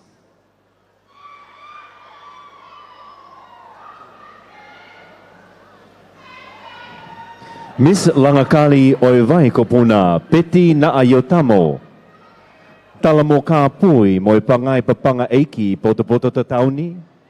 Mo moa fisi o wike heilala o ko hulungia e whemane niti. To oa hotoloto he mahui hono fua taukalingi pe au fua a te furiai e te whiakau he tala api. Ko Peti Naayotamo si oto hi ingoa, me no uli Amerika Samoa, Vaiko Kanakana, Makahokovalu, Homale'eia, Makakowheleunga, pe meongo fu kaho e ua. Nanau ao mo la langa hoto pununga. Ko hoto ka ke i tau o lunga he whiawhini o kuua. Ko ulua ki te unga, ko kie tonga, o ku pelu whakawawākai, koe nima mea e ku whangawha e ke mahino hoku tonga. Koe whaite mo anga nofo kia aho o e whakapapau. Pea ko hoku teki, ka hoa, vesa, mo hoku sisi, koe ka kalahi ngoa, nai tu ia me apiko na fualu, koe nā siri anga o e hao. Pea ko hoku ka ke i tawalunga hono ua, koe te unga ka kalahi ngoa, me hoku teki, ka hoa, sisi mo e vesa. Koe tu ia se e ku whangawha e me he vai ko haapele, pe whakamaunga aki ai fo i pule oto me he vai ko kanakana. Isa, oua mua nā sisi ve kaia si e te mori tuu, koe whare lava pe e te unga lau kau, pe a kai ai ha fotu pe ni maku, o whaatu whangahaka anga, au tukua e koe ai tono ulu. Koe langi tau ulunga, koe whasi mahanga, koe mā i moa ia a la a ko ngā whanua, koe matangine ake me he moana, mo si matangini ko angitoa. Koe puna ake, seini ki walo kau fusi. Tua o whātou, Miss Langakali o Vaikopuna, Miss Peti Naayotamo.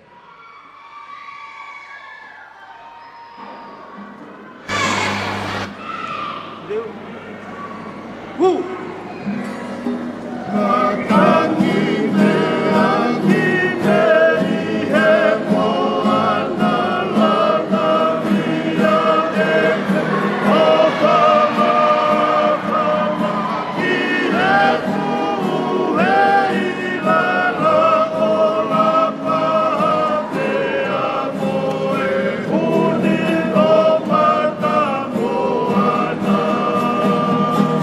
Be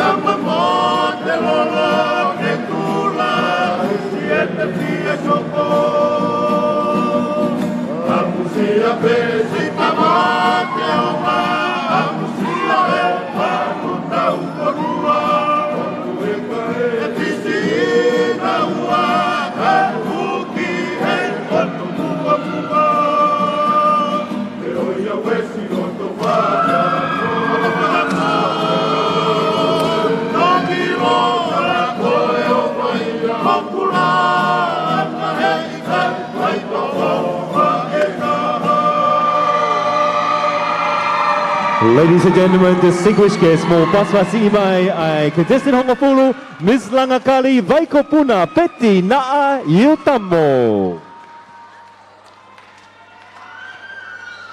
Betty's all the way from the United States of America, currently studying at Brigham Young University in Idaho. She hopes to uplift, inspire and educate those who she comes across during Wike Heilala.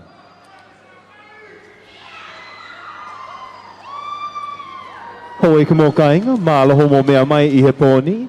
Koe hoko ato eni pia mo e contestant whikatātaha I he tau polokalama koia ai whiaui whiri Miss Hoi Hoi Fua, Miss Heilala Wawhi Mātā Hiva, pia mai polokalama koia ai pō tau olunga. Ladies and gentlemen, distinguished guests, trust you are enjoying tonight's program, the second stage of our Miss Heilala Beauty Pageant, the traditional Tongan Taualunga dancing competition this evening.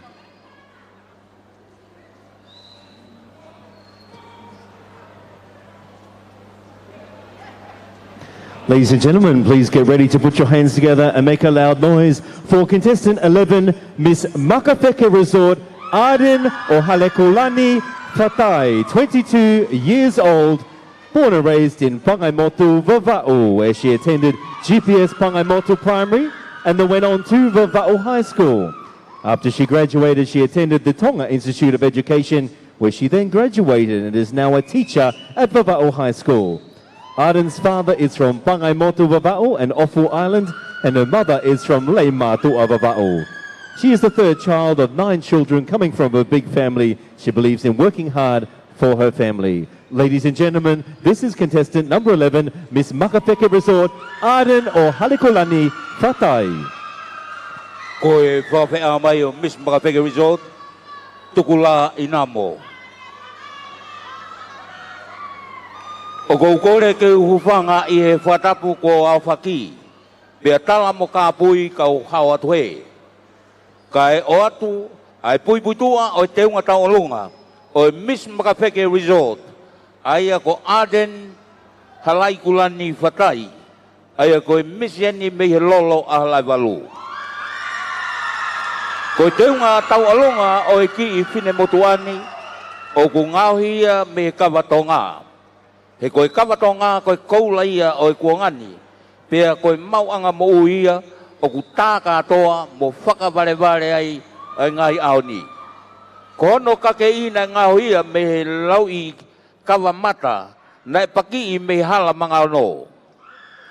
Ko no sisi nono o, na ngau ia me katai kawa mo moa, me he lile o awai o buna. Ko no vesa, na ngau ia me katai kawa mata, pea laloni aki e lau I kawa me he kolo whalahola. Kono tekteki na ngau hia me he uo I kawa moa aia na I unuhi me he vai ko tāpinga. Kono kahoa koe whakautusia na tāwani ai kiri kawa me he api ko whakauta. Ko hono pure o tō na ukufi me he matawhanga o e Makawheke Resort. Ko hono lolo tākai koe lolo pōtea na lote ia me he ne whangawhae me he funga saione. Ho eik moha matapure, ko e pue ki e masani o e aho. Isa ai whakalakalaka kehe o e loponi, o kou whatu atu ke tō rewa haatau kawatonga. Ko e whasi taulonga Miss Makawheke Resort, ko e taulanga matai tofe, ko e whauia sunia tui neau mei wawaulahi. To e pasasi mai Miss Makawheke Resort.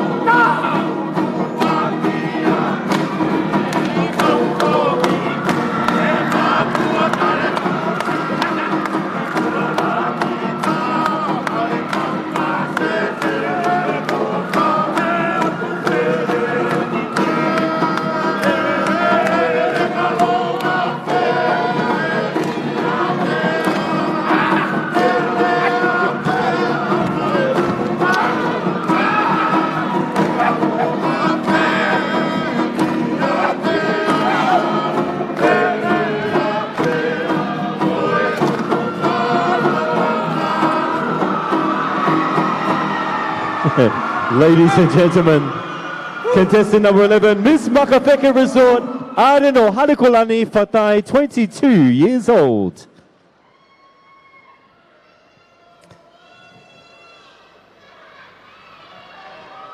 Arden's hobbies are dancing, learning about new cultures, fellowshipping with youth members from her church. She encourages young people to stay in school because that is the key to a better future.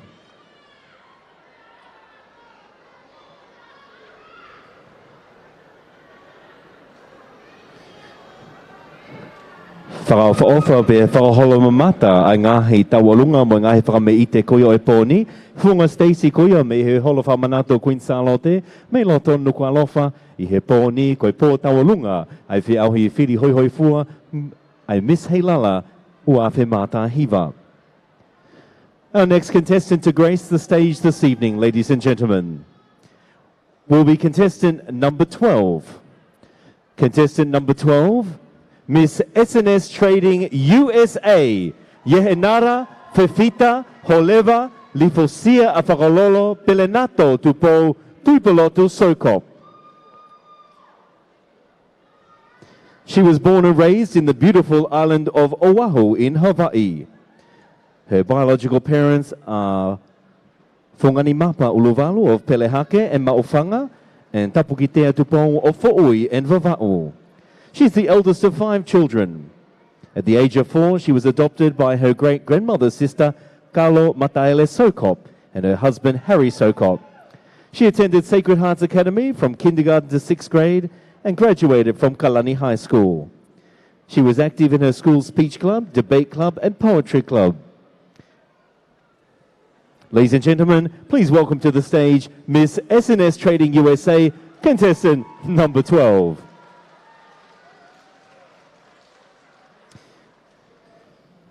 Miss SNS Trading USA, Nehenara Fefita Holeva Lifosia a Whakalolo Pelenato Tupo Tuipolotu Sokop. Ke matafi e tonga I he langi taupotu, pe moe talamalu o e whakatulou, pe moe ononga fulu tau e nevekeita o i ototonga, a eni o ko tau lau monu ai. Kai ofa e me pelehake o te whakaunga mai ai ma hotoki I wala whaiva, ka koe laloni e te ki I teu ki he welo hangai. Wisa, ma te ui pē ki a mapu o talau, pe mo mafi whatongi a tau. Ke to'o mai si ato ki I wala ki a pō whetau, io, koe melenga e lau kie, he tawhatafa o muunga talau, ne tongi aki e ngatu kula, koe melenga e ai kona me ape ko si kai ha, koe katoe si oto ki I wala whaiva, aia ne fungani aki e tuvitofe, e skotakini mei he funga vei mamuni, pe a fō mai funga misi ke pililolo, ke o hifo mai I he utu kalongalo, o lao malo ai ki ngahi wha e, mo e whata maa whana, ko nau kawhataha, mo e whanga wha e, me he lolo paongo, I he noo hoto teki aki e toenga, e fulufulu I kula, ne movete I he tau whakalele moa. Whakakato hono ki teo, ka koe paanga ki he welo hangai. Tuku pē ki o whakahoi fuato, mo whakameite I e ngahi whakahikihiki o e ngahi hei lala o e otu whelenite. Isa, ofa me perehake io ai tawake, si lupe o tā ke vulai, mo si hiva o pelenisesi taone. Ka koe ngahi whatu ai tā hine ko Queen Salote. Koe medli ko eni, ne whakahaka ia e Gary Pasina Lavaki, me he lolo ahalai valo. Si Otto ofa atu.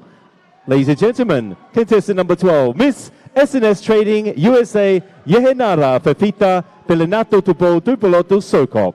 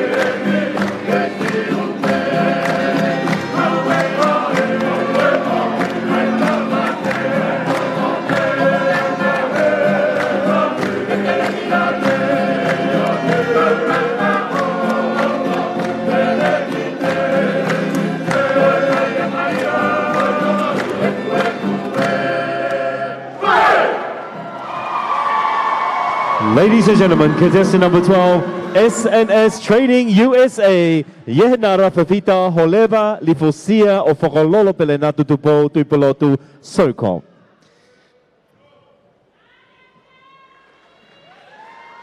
Miss SNS Trading USA is currently a student attending the University of Hawaii, majoring in political science, and on Sunday she's a primary teacher for the LDS Kahala Ward.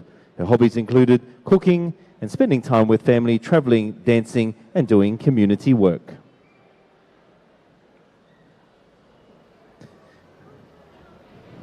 Te tauhokoa tole vaeni ki he contestant whiga tātolu.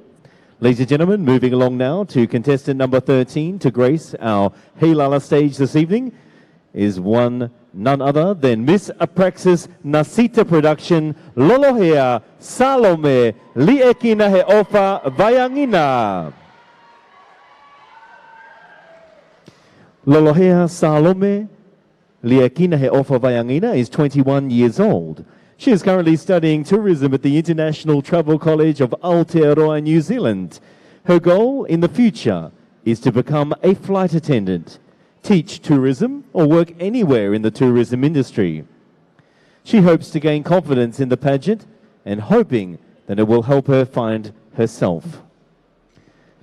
Heralding from the land of the long white cloud, Aotearoa, New Zealand, contestant number 13 is Miss Apraxis Nasita Production, the one and only Lolohea Salome Liekina He Ofa Vayangina.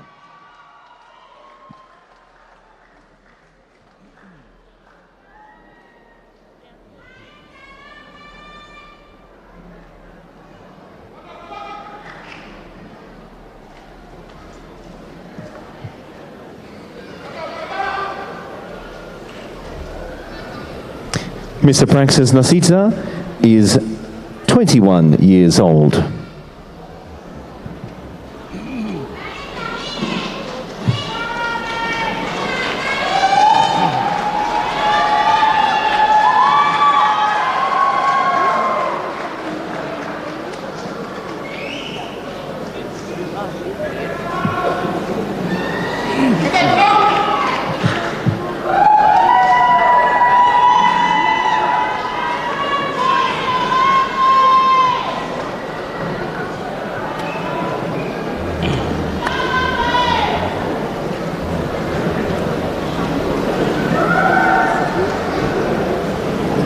Ko e whakamatara ke te unga taurunga o e Mr. Praxis Nasita Production o e wawhe tahiwa. Ko re ke hufanga tu i ngahi tala whakatapu ko kamata ke polokalamani. Kai ata ke whakwatu hoku uhinga mo e kakei taurunga ki e pōni. Ko au Lolohea Salome he lotu whare tā Vayangina. Koe whānau tamau ai futu ko hola ni. Maka ko walu, masila mea pia mo whāhewa. Isa e makaunga he lotu pia mo e kolo kakala. Ko te unga, koe koloa mahu ingaia ai tonga koe ngatu uli. O ku kosi whakataipe ia, koe wala tui.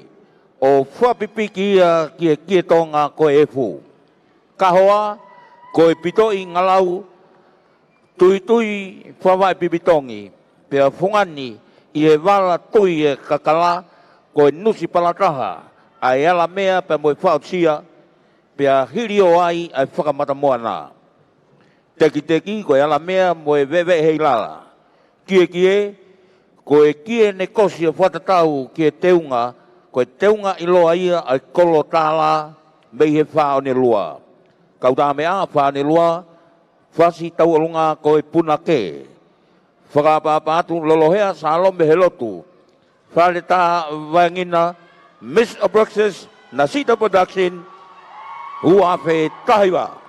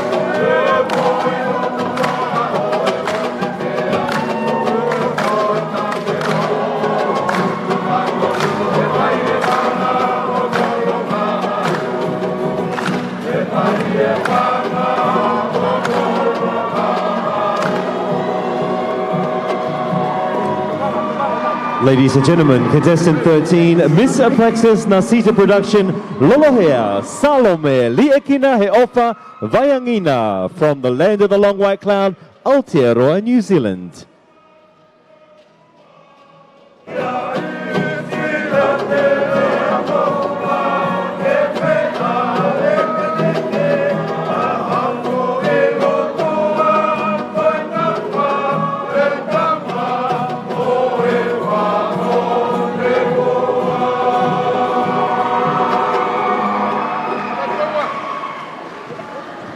Ladies and gentlemen, contestant 13, Miss Praxis Nasita Production, Lolohea Salome Liakina Heofa Vayangina, 21 years old, and currently a student of tourism at the International Travel College of Aotearoa, New Zealand.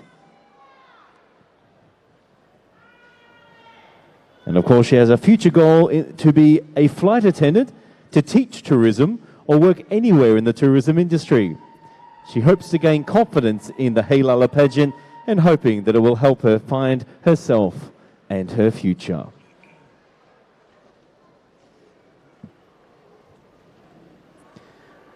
Lelelei pe tau polo kalauma koia oi e whiawhini koe pō tau olunga ai Miss Heilala pageant wafe māta hiva wa te hanga tono me holofa manatu koia o Queen Salote me he halo tala whahau loto nuku alofa. Hoko atu eni pe au moe tau whiawi koia oi pōni ko tau au maeni ki he whika taha whā. Whika taha whā. Mō pasmasi i mai Miss Vava'o Tourism, Asinate Finau Loloahi Tupou, Taungo Fulu Mā Nima. Asinate Finau Loloahi Tupou is 25 years old, hails from the villages of Hākio and Vava'o. She graduated from the University of the South Pacific and has taken up a job working in tourism for TTA Tonga. Her hobbies include Polynesian dancing, swimming, modeling, and Asinate also loves traveling. Most of all, she loves spending time with her family.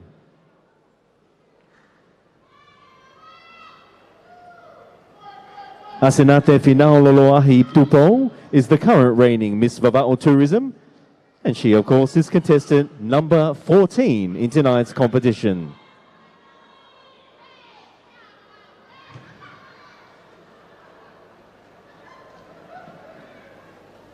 Ho eke mō kāinga, ko e hoko atu ene ki he contestant whika taha whā, i he hoko kokoia o e tau whiauhi i he pōni, aia ko Miss Vava'o Tourism Lolotonga, ko Asinate Finau Loloahi Tupou, Taungo Fulu Mā Nima.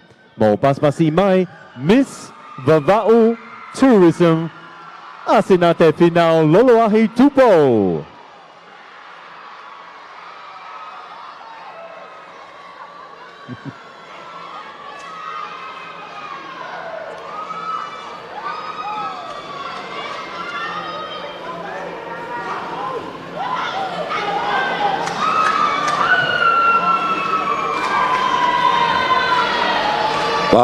Malo uhila Tupou.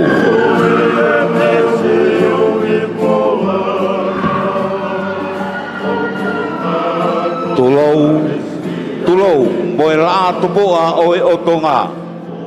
Tapu pea moe fatu pae pae o e otu wanga wha. Tapu moe whawhe whakalangilangi o e katoanga. Molo whaha mo maari e po hufanga i e talamalu o e whanua. Ka au tā siri atu ki e teunga tau alonga o ki whine motoa. O kune whawhangai e mistang mamata mei he patapata maapana. Ko e kano loto kotoa hono teunga na e tā whaingo ingo me he nima mea o e kau whawhine. O wharehanga me funga tupu te re, la po ou, funga Nazareti, whako pia mea pia moe waiko le rea. Ko no vesa pia mohono tekteki, na e ngau hia me he halamalo talau. Ko no pure o to, na e uku pia me tua koloa, o lanu i he anau hina. Io koe i misi, moe tatau hono teunga, koe kupesi toke lau whiretoa. O kune puke puke a fupula, ai historia tuku whakaholo, oi whatawhata maawhana, ai matapā ko whatunga koa, moe ngahi mātanga i loa o e lolo a halaiwalu. Kono whasi tau olunga, koe lose hina o e halamalu o talau, whau a sunia toi neau. Kono kapa whatongia, ko matangi maarie o e lolo a halaiwalu. Whakawhasi e talo lakepa puliwai, hiwai e kalapu laione sa paula, mei nei afu, wawau, ko kolofo o tonga tapu lewelewa malanga kau tau atu.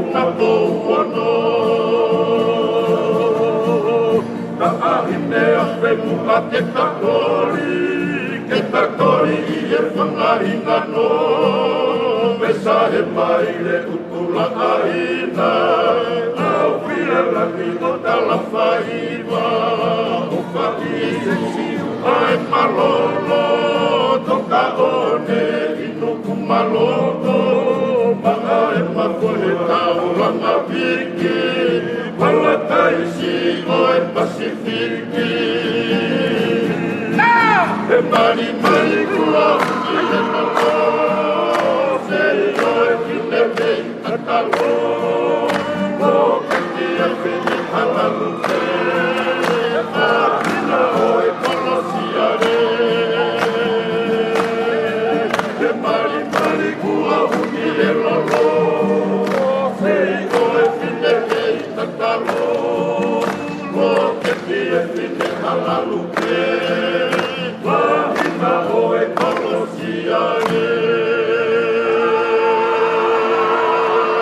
Wa malo atu ki e whaipekau ki a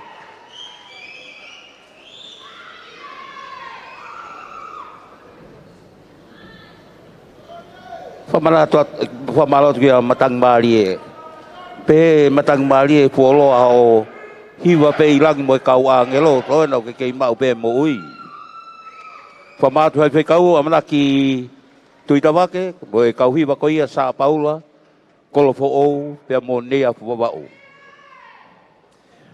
and gentlemen, contestant 14, Miss Vava'o Tourism Asinate Finaololoahi Tubol, 25 years old.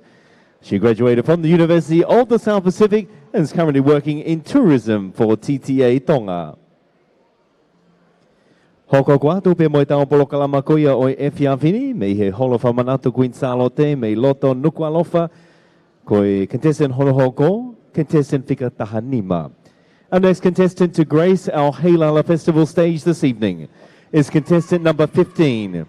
Ladies and gentlemen, Miss Praxis Waves of the Pacific, Tangiatonga Latu, 22 years old. She hails from the villages of Utungake, Leimatua, Hunga, Ha'ano, Ha'avakatolo, Halaleva, and Kolofo'o. Tangiatonga Latu is currently studying for her law degree in Auckland's University of Technology while working as a sales rep for Vodafone New Zealand. Her goal is to finish her studies, continue doing modelling, and also to become a humanitarian aid worker. Her hobbies are swimming, running, hiking, travelling and dancing salsa. She also loves modelling and spending time with family and friends.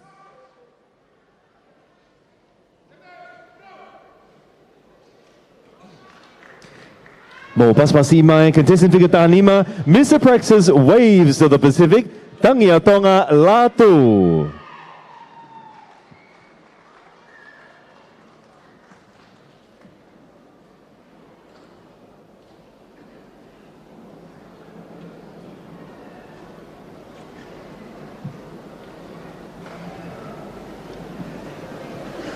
Ko e whamatala teunga taualunga Mesopraxis Radio Waves of the Pacific.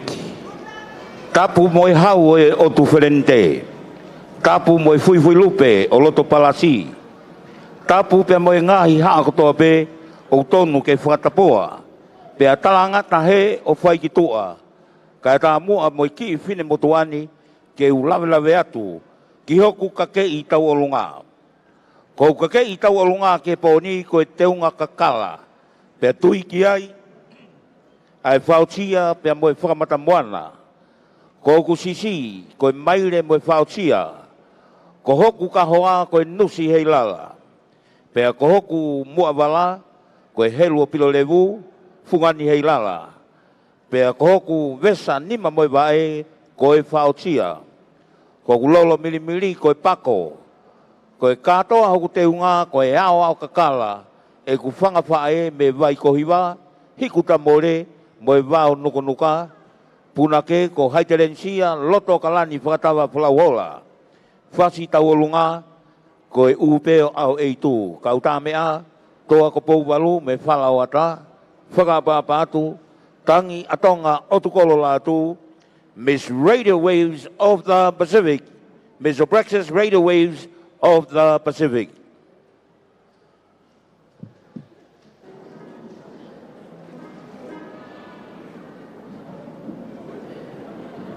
No.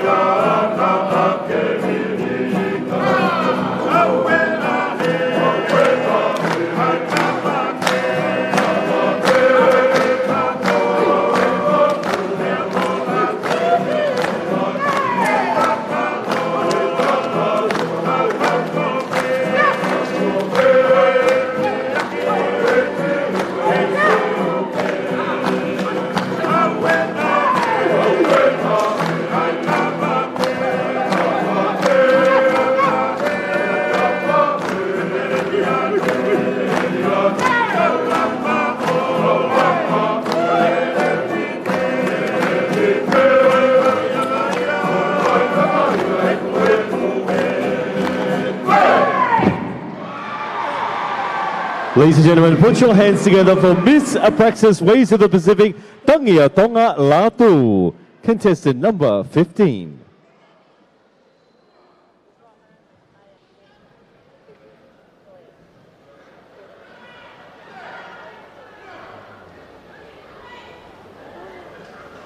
Mo toi pasa si mai a Tangia Tonga Latu, ta ua aia koe Miss Apraxis Ways of the Pacific, contestant Fika Tahanima Iheponi. And Tangia Tonga Latu loves modelling and spending time with her family and friends. Her hobbies include swimming, running, hiking, travelling, and dancing salsa. She's currently a law student in Auckland's University of Technology and works full-time at the sales rep for Vodafone New Zealand.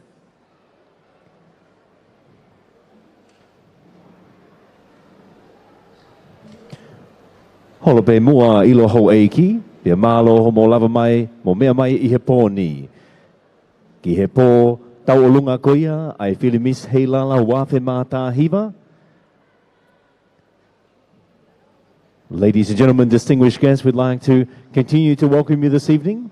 Trust you are enjoying the second part of our Miss Heilala Beauty Pageant 2019, which of course is our traditional Tongan Taualunga evening. This year we have 25 contestants vying for the title of Miss Heilala 2019. Our next contestant to grace the stage, ladies and gentlemen, is contestant number 16. Contestant number 16 is Miss Makahokovalu Seletute Catalina Kinikini Taungafulu Mawha. Seletute Catalina Kinikini is 24 years old.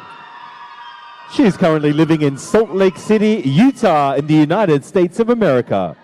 She hails from the villages of Owiha, Matahau, and Kolovai. She is a junior of the University of Utah, pursuing a degree in ancient scripture and religious studies.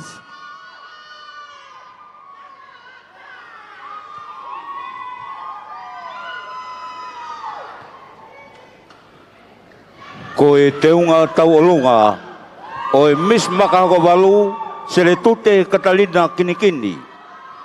Ko re ke utolo watu mo e kātoangani, ka uwhahoko atu ai ka kei o ki i whini motuani. Ko no te unga ko e ngatu uri, na e ao pia ngauhia me ne whanga whae, me he funga ngalu kilo me matahau. O ku fungani aki ai pulu, na e tāpea whamatala ia, o nano o me he funga afo e te au. Ko i nges wingo tāna i ukufia e ene whanga tamai, me he makahoko walu. Ko hono no o, na e lalanga ia pea no o, e ene whanga kui me funga ngalukilo. Ko hono kahoa na e ao ao pea tu ia, me he toa ko pou walu, me he whala o ata. Kono tek-teki nei ngā huia, he ne whanga meitanga me he toa ko pūwalu. Kono whastaulunga koe ngā hau ne mapua, ne asi he wawa, ne whanai me he aitua. Koe whauia, e ne kui ko sunia pekipaki, ki e hili hono tau i o tongani, pea mahino kua toka maari e. Whakahaka e mele, mau whasiula kinikini vaisima, kau tā mea, ko siene whanga whae tangata pe, me kalapu wheo whakia kakau. Whakamaile ua me he funga ngalukilo, mo siene whangata mai, me he maka maile, o he hala toa ongo, me he maka hoko walu, tua ofa eiki atu.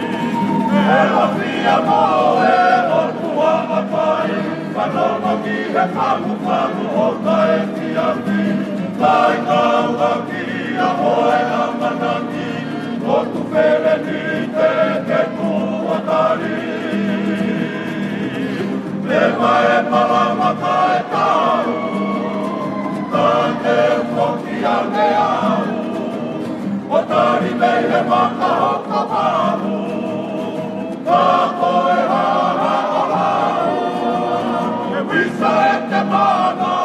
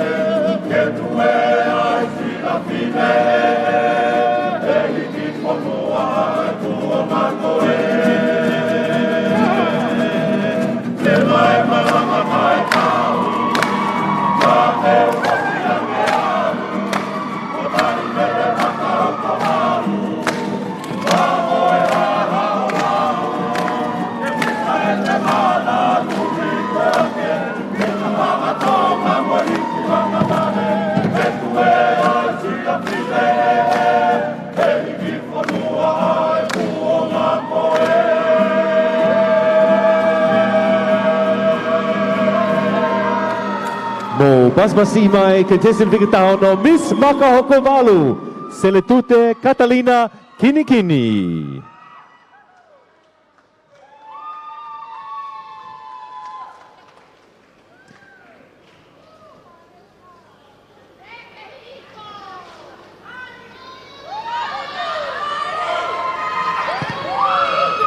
Ko ia teria andau te ke ilo e ataha ai Makahokovalu ko Makahokovalu ko haafewa.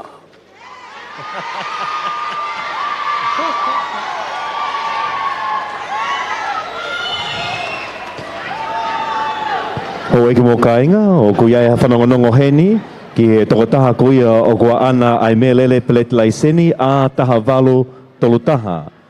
A taha valu tolutaha o koe atu ai kole mo e whakapap mo oni ka taki pe onua ki i ho melele kai ata mo whainga maari ai melele koia ambasto sia pani ke me atu ki tua me he ka paka. Ka taki ka pao o kua au ai melele pelet laiseni a taha valu tolutaha, ka taki pe o unua ki i ho melele he wawetaha, kai whainga maari e ai huanga ki tua me ka paka mai ampastoa koia o Siapani. Malo.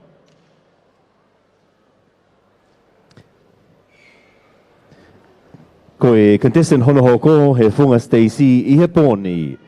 Contestant Vika taha fitu. Ladies and gentlemen, next contestant to grace our stage is contestant 17. Please put your hands together for Miss Apraxis Mutulei Bar and Restaurant, Kioma Pelenatita Mahoni Lavulo, 20 years old. Kioma Pelenatita Mahoni Lavulo is 20 years old. She is currently a full-time student at Waikato University studying towards a Bachelor of Law. Her hobbies are learning new things, history, exploring museums and historical attractions. Her goal is to help her parents financially with her future career. Ladies and gentlemen, contestant number 17 is the reigning Miss Apraxis Mutulei Bar and Restaurant, Kioma Pelenatita Mahoni Lavulo.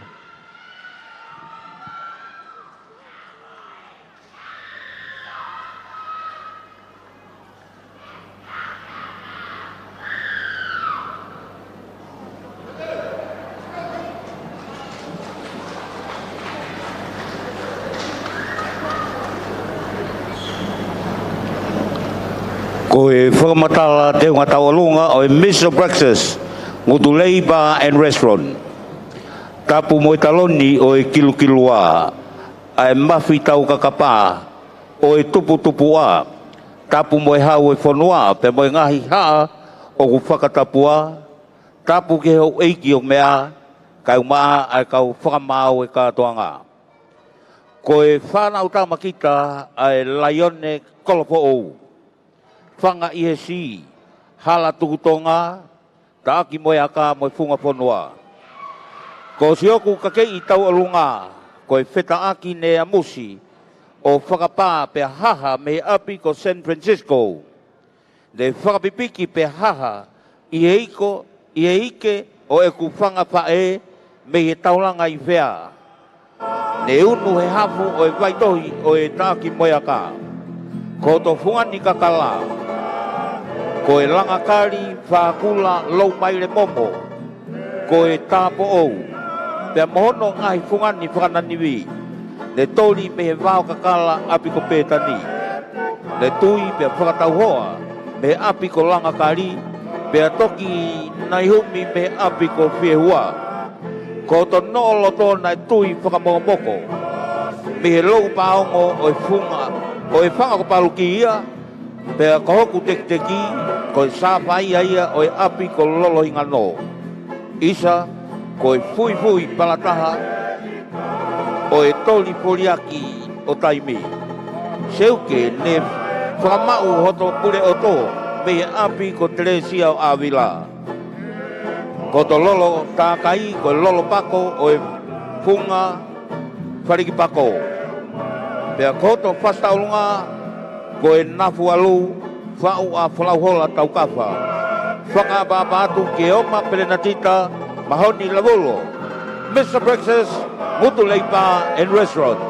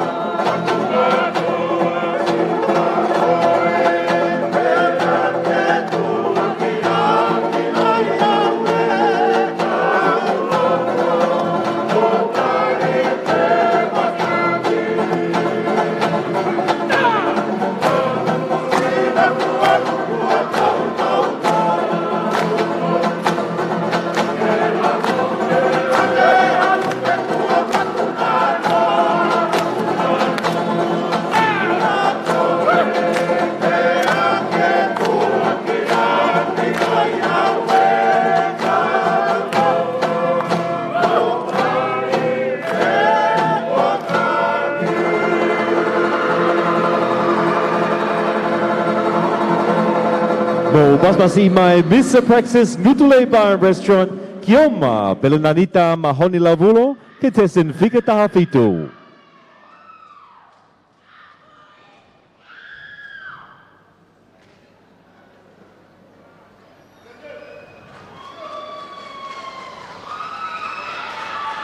All the way from Aotearoa, New Zealand, Kioma is 20 years old and of course studying at Waikato University for a Bachelor of Law.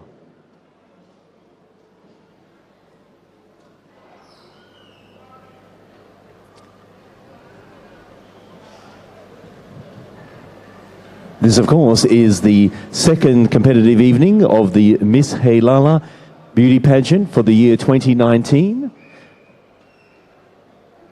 Which is the traditional Tongan Tau'olunga. Wā tatatalele ki atiki mō tolo kotoa pēr mō mea mai I he interneti me I tuapurianga mō tolo koia o mea mai I he televisone pe mo le tio I he pōni.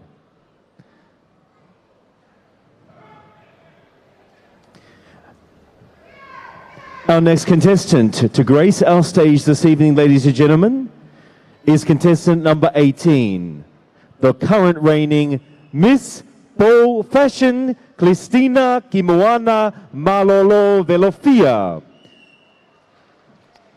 Cristina is 20 years of age, heralds from the beautiful villages of Ahio Uulakai, Ta'aki Moyaka, Toa ko Teisina, Wha ko Fia Mea o Tu Motu Lalo, Maka ko Pauline, Paini Tu Uua, Paki Moitoi, Whungalaulea, and Savai Samoa. Cristina is currently studying travel and tourism, and growing up she always enjoyed new things and challenging herself to a better lifestyle. She's a member of the Tongan Assemblies of God Church in Aotearoa, New Zealand. She was very honoured to be a part of the Miss Bowls Fashion 2019 in New Zealand, representing Miss Papa's Cakes. She's now representing Miss Bowls Fashion 2019 in the Miss Heilala 2019-2020 pageant.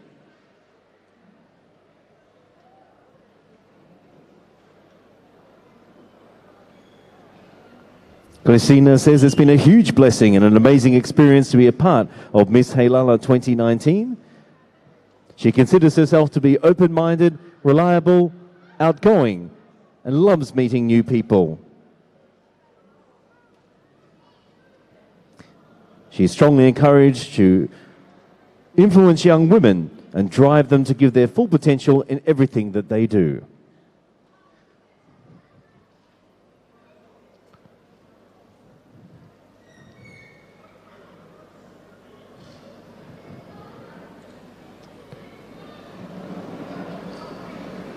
Our contestant next on the stage, contestant number 18. Our Wakwatuini can contestant Fikataha Valu. Miss Bowls Fashion, Cristina Kimoana Malolo Velofia. O ku taunga fulu, pe o ku lele mai mei Aukalani Nu'usila.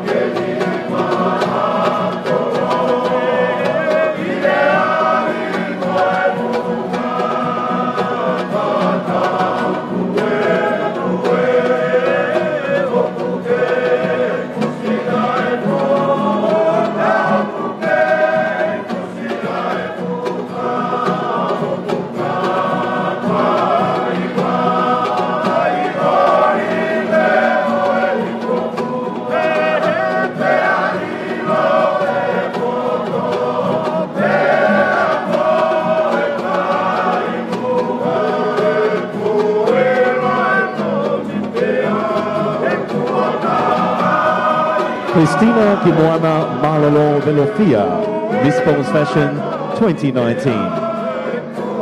Cristina Kimoana Malolo Velofia.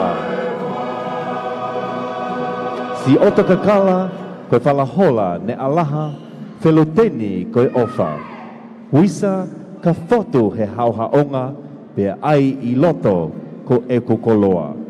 Tulou pe whakaata ange mua au, ke o lave atu, ki ka kei tau o lunga o e ki I whine motu o tuani, Miss Balls Fashion Wafe Mata Hiva, Christina ki moana malolo velofia, mei he ahi o la kai, funga lau lea, ta aki moeaka, o te motulalo, haumale eia, moi maka ko Pauline.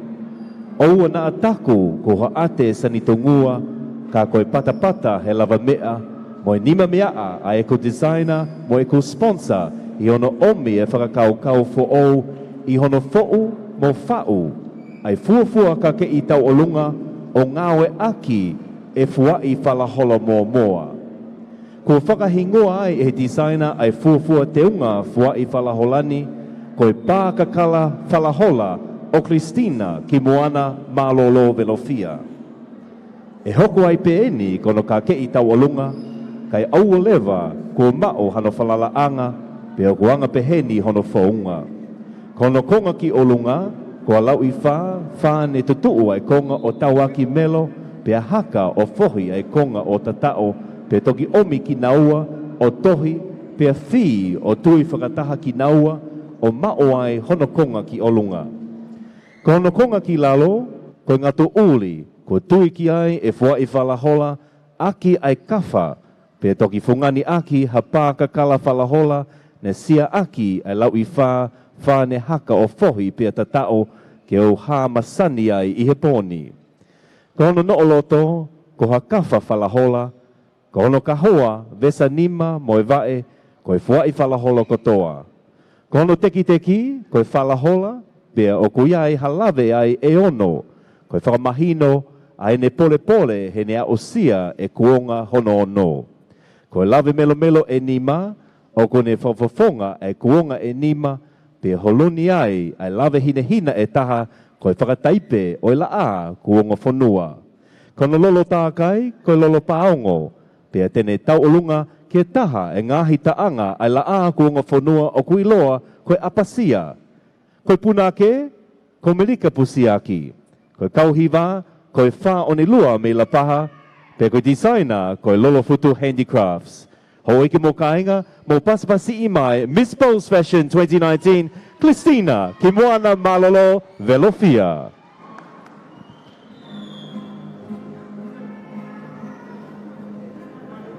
Thank you. No.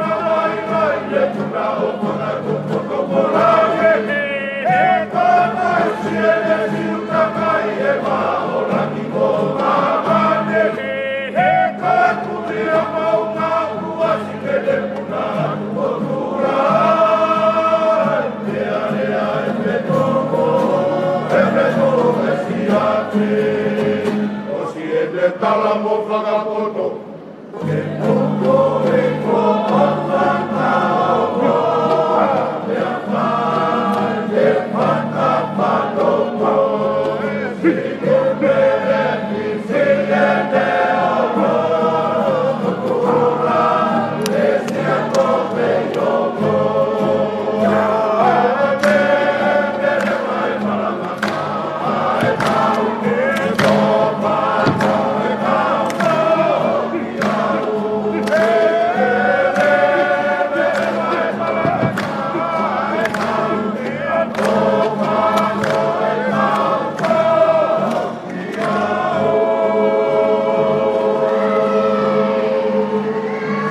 Oi kumakainga mo paspas imay ay contestant figata Havalo Miss Bowes Fashion Cristina Kibuana Malolo Velofia. Ko Cristina foki o tau wanoa pe ko lele mai fokia me Aunkalani no sila.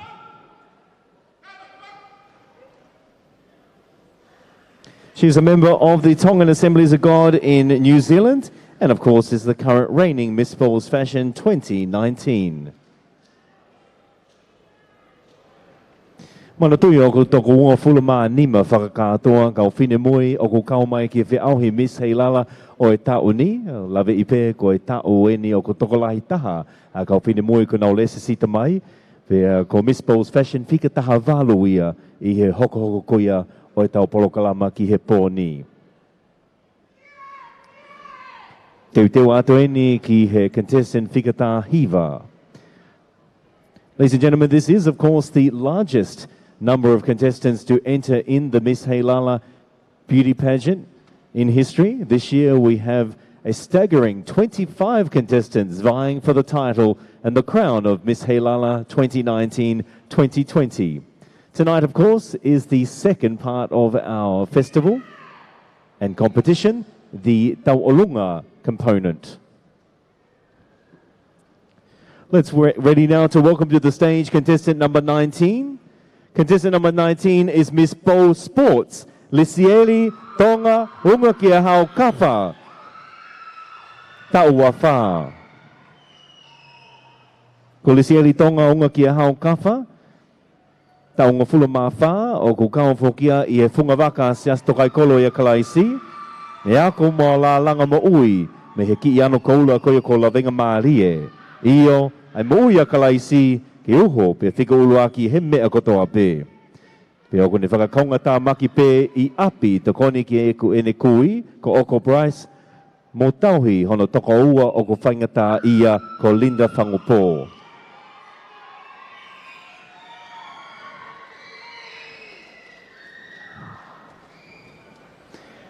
Miss Bow Sports, Lisieli Tonga unga ki a hau kawha. Whakatapu ki o tua mafi ko e hao tailiua. Whakatapu ki la a hopo o e oto whelenite, King Te Pōono, koini na sipau pe a mohona whale. Whakatapu ki e whakaafe whakalangi o ku mea, mo e kau whewhine o e hao whanga e kini. O ko nao whawhawhonga me ngāhi bisnisi, mo e langa whanua o kwhai. Whakatulo wato ki e tāhine ko sālote mau taimi, kau lawe ki kakalahi ngoa oi paki moi toi. Tuku ki ulawe ki hoko te unga, isa a hoko kake I. Koko teki, ko ala mea hei lala. Ko oto pule oto, ko e tō onga pō ia, ki e kukui mei he lolo ahala e walu, pe e tauhi aki ia moi ofa loto. Ko hoto ka hoa, ko e tuitu uve hei lala, whakawai pipitongi. Ko e te unga kakala, ko e helu o Pilinisesi, Salote, Mafileo, Pilulevu. Whakaotusia, whakamatamoana, mo nusi palataha, o ko tui pe whakamau ki e ngato uri. Ko e whau a toketa a hio, Palestini o Isiasi, Wesleyana, Tawataina Tonga, ko e ma I moa ai tamako ata, he ne ma I moa I ken pela, a ia ko e hao lolotonga e otu whalenite, King Te Pōono. Hi ngoa o e langi, kolofonua. Ko e kauta mea, mei he whalau ata, kalapu toa ko Pōwalu, he hifo, punake, whinao taki nima, mei fo ui tonga tapu, mo te pou Saini Price me te takamotonga talao nei afu kolo alai o ne kolo fo'o. Mo paspasi mai Miss Po Sports Lesieli tonga ki e hao kafa.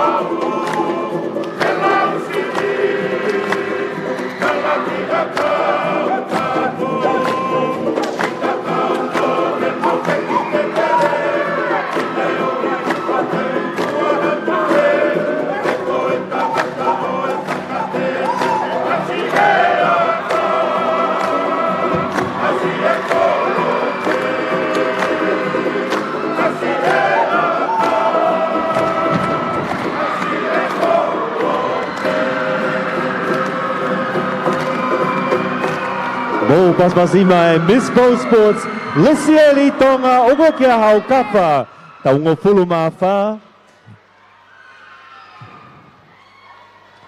Age 24, that is our contestant number 19, Miss Bo Sports, Lisieli Tonga Ongakia Haukapa, a graduate of Lavenga Maria College and a member of the Tokai Kolo Christian Fellowship.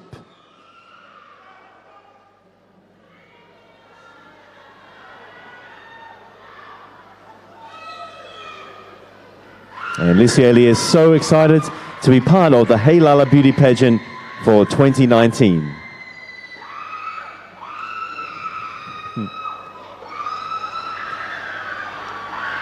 Lawe I pe toko lahe ko po koia Miss Bo Sports o ko nao mea mai he poni.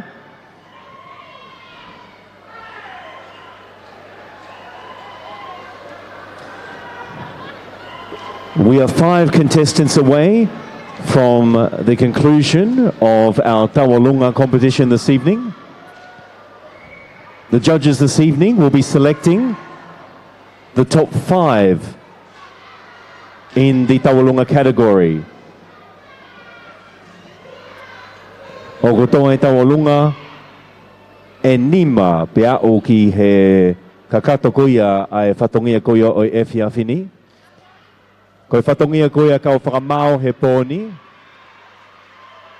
Whakamao opo ai ngahi poini. Ke mahino ai toko nima toki mua. I he whiauhi tau olunga o e pōni.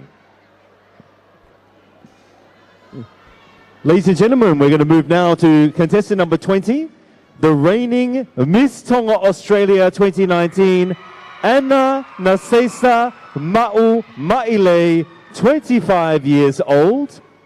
She hails from the villages of Kolofo'o, Kolomotua, Tatakamotonga, Fua'amotu, Ha'ateho, Ahau, and Wheletoa Vava'u. Anna Nasesa Ma'u Ma'ile, she graduated with a diploma in event management. Anna currently works as an event administrator in Melbourne, Australia. Her goals in the future is to become a wedding coordinator and own an event management business.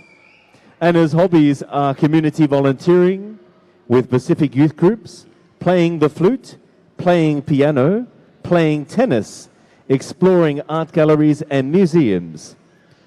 Anna is passionate about empowering our Pacific Island young women to support them in current issues and to be a role model by being her authentic self on and off the stage and sharing her story and past challenges she has had to overcome. All the way from Melbourne in the state of Victoria in Australia, contestant number 20 is the current reigning Miss Tonga Australia 2019. Koe contestant whiko anoa, koe Miss Tonga Australia o awhitahiwa Lorotonga, ko Anna Nasesa Ma'u Ma'ile, taunga fulu ma'anima, o ko lele mai me Melapuane Australia. Ko toki osi e ne lavalele e ne ako I he diploma ko ia he event management. Peo kulahi ne ngahi ngawe he community, kai whakatawhito pe e ne ngawe ofa ke toni I ai kauwhine moi me Matakari Pasifiki o ko nau nofo au nofo ki he konineni ti.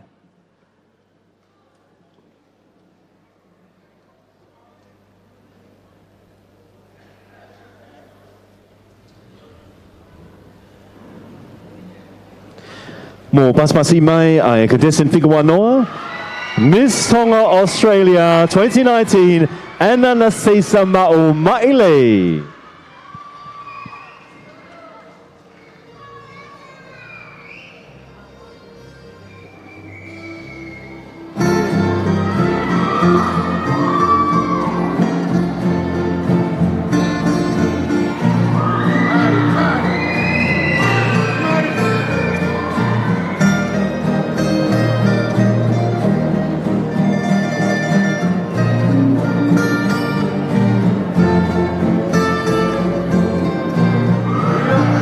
Ko e teunga Tawalunga o e Miss Tonga Australia.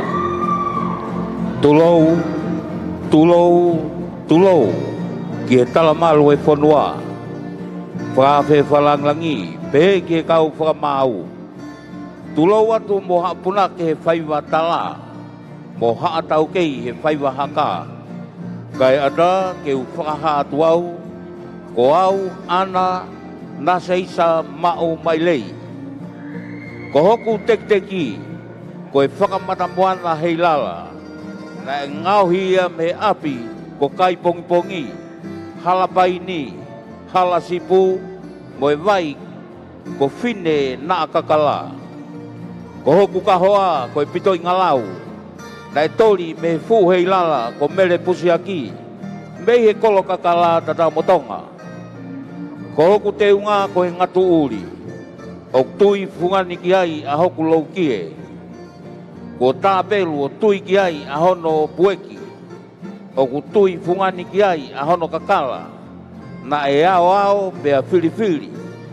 O ku tui whio ai a helu o pilo levu, whakaotusia, whakamata moana, hei lala, pa moe nusi palataha, me vaiko latai, whanga ko whewhe holoto, hostea, pea mohono siare tapa. Ko hoku sisi, ko sisi maile fungani aki, ai whaotusia, me funga mana mo ui, mo vaiko atere. Api ko sia melie, me sila pelua. Ko vesa ko helu o pilo levu, na e ngauhia me ahau, mo e ahi o ulakai, ko e whai angai ai taalo. Ko ku lolo milimili ko e lolo tui, o tui whio ai e ngahi kakala. Ko e ngauhia me matapā ko whatunga koa, fupua ko maa mei vai, api ko whono ki moana, wheki te tere, mei where ai doa where toa. Lolo alai walu, fu wha ko whie mea, whanga ko talatala whaiwa, vai ko lerea, io ko e matapā ene o palataisi, ko e taipe fungani, hoto pani whakalangi. Ko e whasta walunga kolo whanua, ko e whauia, peseni whawikau te ta ahio, ko e punake ana fuspala, mo mere pusiaki, whare aka vailala. Ko e tā mea, ko e kalapu holanga mei kolmotua. Tua o whātu ana naseisa mau mai lei, Miss Tonga, Australia.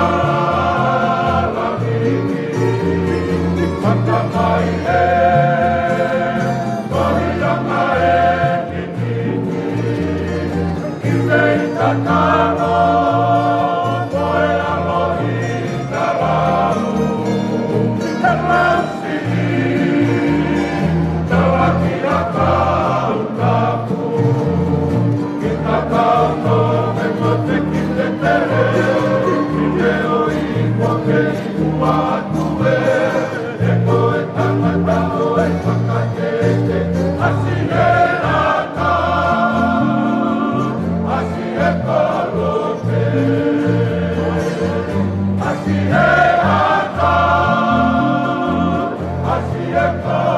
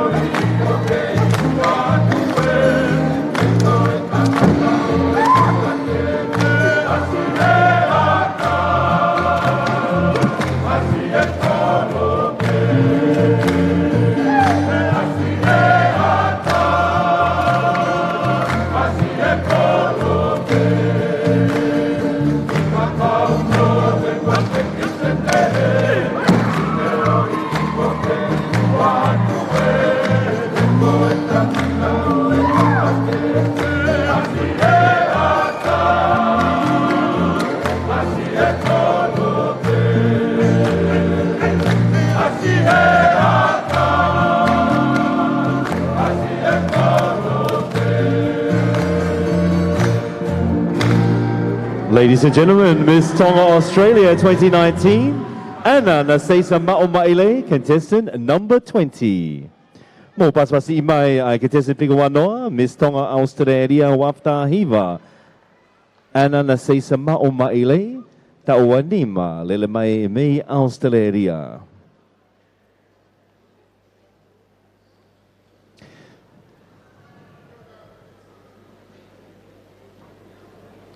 Ko e whanongonongo eni, ko le ato heni, hau eki mō kāinga, mo e whakapapa mo oni, ka pau kui heni, e whakauli, e veni, Fred Laiseni, bi taha valo noa valo. Bi taha valo noa valo, whakatonga e, ko e veni eni, e purianga, ko le ato ke kātaki pē o unuaki i ho melele, ko e hui o ku lorotonga, whakawhi atongia i ai huanga ki tua, me kā pāka aia, ka pau, ko e whakauli, ona o koe, Oi veni ai purianga, Fred Laiseni bi taha valo no valo kātaki pē o noa ki ho melele i he taimini. Te wāto eni ki contestant Thiku Wataha i he Whonga Stacey, i he kātoanga koini o Miss Heilala o e Tauawhe Mātā Hiva. To all our visitors from overseas who are currently here in the Kingdom of Tonga, trusting you are enjoying your time in the Friendly Islands and also that you are enjoying your time here at the Miss Heilala Festival, including tonight's Taualunga program here on the stage in the Queen Salote Memorial Hall in the royal capital Nuku'alofa in the heart of the Island Kingdom.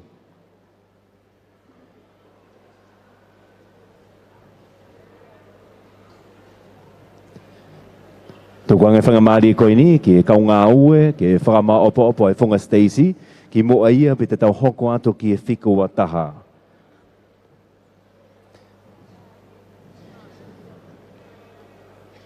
The winners of the Miss Heilala Festival, the winner will take home a cash prize of 5,000 pa'anga, air travel in the Pacific, and the traditional crown and sash. The first runner-up of the Miss Heilala Festival will take home 4,000 pa'anga. The second runner-up will take home 3,000 pa'anga. The third runner-up will take home 2,000 pa'anga. And the fourth runner-up will take home 1,000 pa'anga. Ladies and gentlemen, ho eke mō kāinga, te tau hoko ato e lewa eni, ki contestant Thiku Wataha. Ladies and gentlemen, contestant 21, the current reigning Miss Apraxis New Zealand 2019, Genevieve Ilaisane Valu Pome'e. Genevieve Ilaisane Valupome'e is 23 years old. She is currently working as a secondary teacher in Onehunga, Auckland, New Zealand.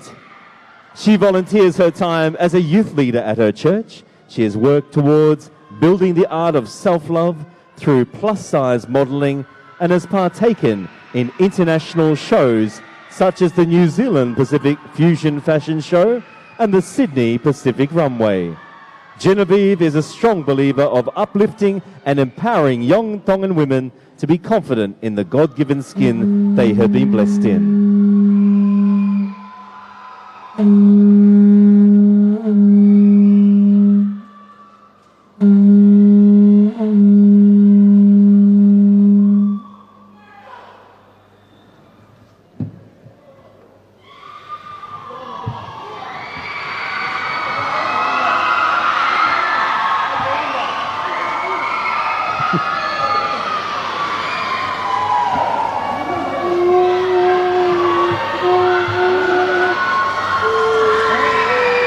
Ladies and gentlemen, please welcome to the stage contestant 21, Miss Praxis New Zealand 2019, Genevieve Ilaisane Valupome.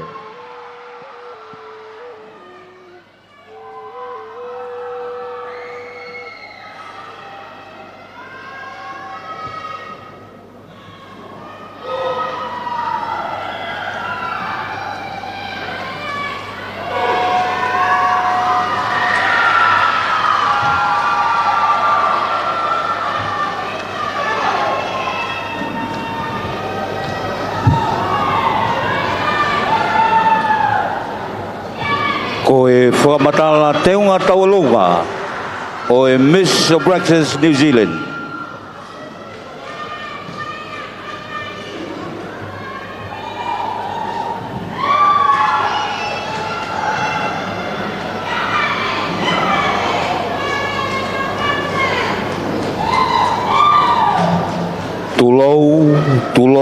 Tulou.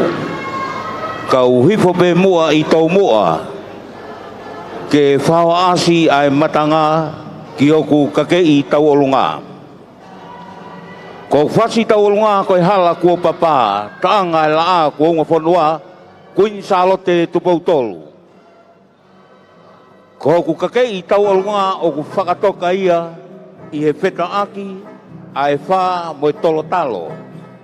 Oku whakatoka ai tolo talo ke whakataipe o e hala o whilawe I a moe wha I koula, ai wha I kawe I koula. Ko hono wha unga, o whakamohenga kalauni moe puka, ki hoku ma, moku mafu te fua, ke whakamoni ke taanga, koe hala kua papa, talu mei tuai. Ke whau atuai, ai whaoko whatongia ki a moe ofo, ke ahi moe vunga, ke hilifaki hoku ma, pea whamoni hoku loto aki e kuofa whanua, pea whakatoka ai hala aki e wha I kawei koula, he koe koloa ia moe whaunga o e ulunganga o e tonga, ki ono tongia o e wha. Koe ku mamahi mea, o whanua, loto to, mo teke ai taui wā, pea loto aki, e ku mo ui whakapapa.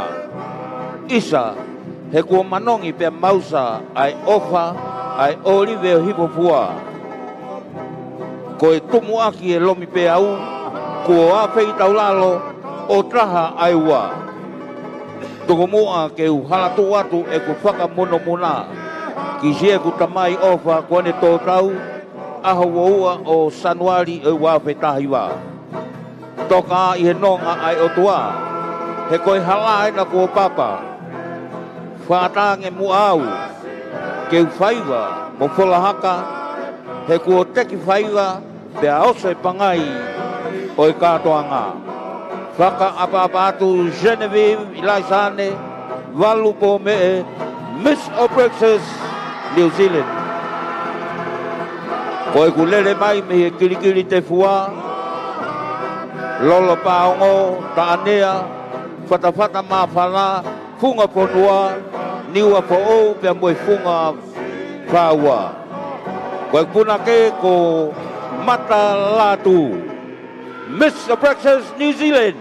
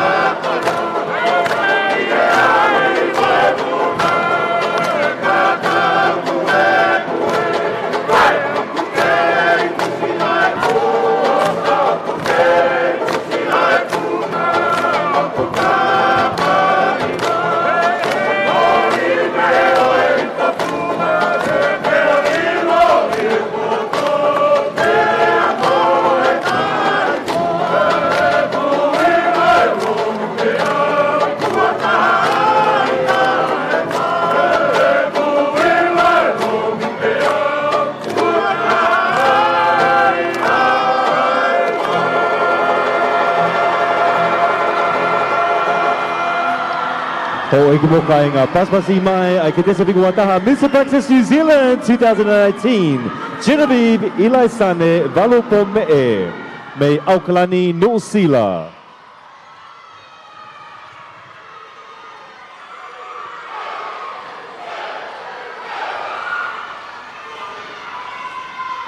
Lawe be toko lahe kau pou koia Mr. Praxis New Zealand I he pōni Genevieve Ilaisane Valupo Me'e tau o tolu fokia o gonofo ia I Aukalani Nu'usila koe whai ako fokia I he ako maolunga o Onehunga. And of course, Genevieve o si kao fokia I he whiauhi whiri hoi hoi fua koia ai New Zealand Pacific Fusion Fashion Show kau wa a foki ai Pacific Runway I sene Australia. Rotonga lele mawhana e tau whiauhi tau olunga koia o e pōni me he holofa manato Queen Salote. We're very grateful this evening to have our guest of honor this evening, Lord Vaea. Also like to acknowledge the current reigning Miss Pacific Islands 18-year-old Papua New Guinean, Leoshina Kariha, who is here with us tonight. And of course, our reigning Miss Heilala 2018-2019, Kalolaine Fungani Tau. Hoko ato ni pea moe tau whiau hi tawalunga o e pōni, ko tawa o mai ni ki he contestant Fika Uoua. We're up to contestant number 22 in our Tawalunga competition, part of Miss Heilala Pageant 2019. Ladies and gentlemen, please warmly welcome to the stage our next contestant 22, the current Miss Ministry of Infrastructure, Otile Monica I Emalata Ikani. Otile Monica Emalata Ikani is from the villages of Sia Kotaloke, Maka Kofeleunga, Vaiko Kanakana, Ohonu Eua, and Alofi Niue. Currently Tauleva in Hala Maumaukola, Tofoa. She loves dancing, reading, serving others, and spending time with loved ones. Otile graduated from Tupou Tertiary Institute with a New Zealand diploma in Business Management and Human Resources. She is a returned missionary serving in the Philippines and currently employed at the Ministry of Infrastructure. Mo paspasi mai a Miss Ministry of Infrastructure, Otile Monica I Emalata Ikani. Miss Ministry of Infrastructure, tulou pe moha apunake pe moha vavanga. Kaya ta ke whakuatu ai kakei o iki I whine motuani. Ko huingoa ko Otile Monica I Emalata Ikani. Pea ko hoku tau wa whaeni. Ko e kulele mai, me maire ai te volo mo Sia Kotoloke. Funga maka ko whileunga, vai ko kanakana. Alofi Niue pe moe hala Maumaukola. O wau whakaunga tāma ki he pot ngāu e ngahi ngāu e lalahi. Pea koe pōnia, koe talape ai whiawhia, ai kuhoko koe sewaniti mai kakai e whonua. Ko hoku kakei, koe teunga ngatu uri, o ku laloni aki ai maire, o fungani aki ai ngahi kakala hingoa kehe, ho tau tala whakawhonua. O ku whafofonga e ngatu uri, ai whaka ei eiki a hoku tonga. O ku whafofonga e ngahi kakala hingoa, o ku fungani, ai masani a hotau wanga whafonua pe moe lotu. Ko hoku mua wala, koe helu o pilo levu, nusi, whautia, whamatamoana, ala mea pe moe vewe heilala. Ko hoku kahoa koe pito ingalau, whawae nusi palataha heilala. Nai tōri ia me he fu heilala fuspala, me maka ko whereunga. Pea tu ia he ne whawha e, me api ko lotu lewa. Ke ne whakamoko moia I he aho katoa ngā. Ko hoku nolo tō koe maile lau momo, me he maile te volo, o fungani akia ai ala mea heilala. Ko ku vesa nima moe vae koe maile lau momo, o tuiki ai whautia. Ko hoku teki koe nusi heilala, na e toli ia me fu heilala ko fuspala. Me hala mau koula, ke u whakamani aki he aho o e whaiwatala. Ko hoku pure o tō koe ukufia, me fu maka ko whireunga, o lanu ia vai ko kanakana. Ko hoku whasi koe otumotu, koe maimoa koe salote te poutolu. Koe kaulangi tua, koe kalapu te mata ia me lo mai viti. Ka mou mea mai, tua o whātu.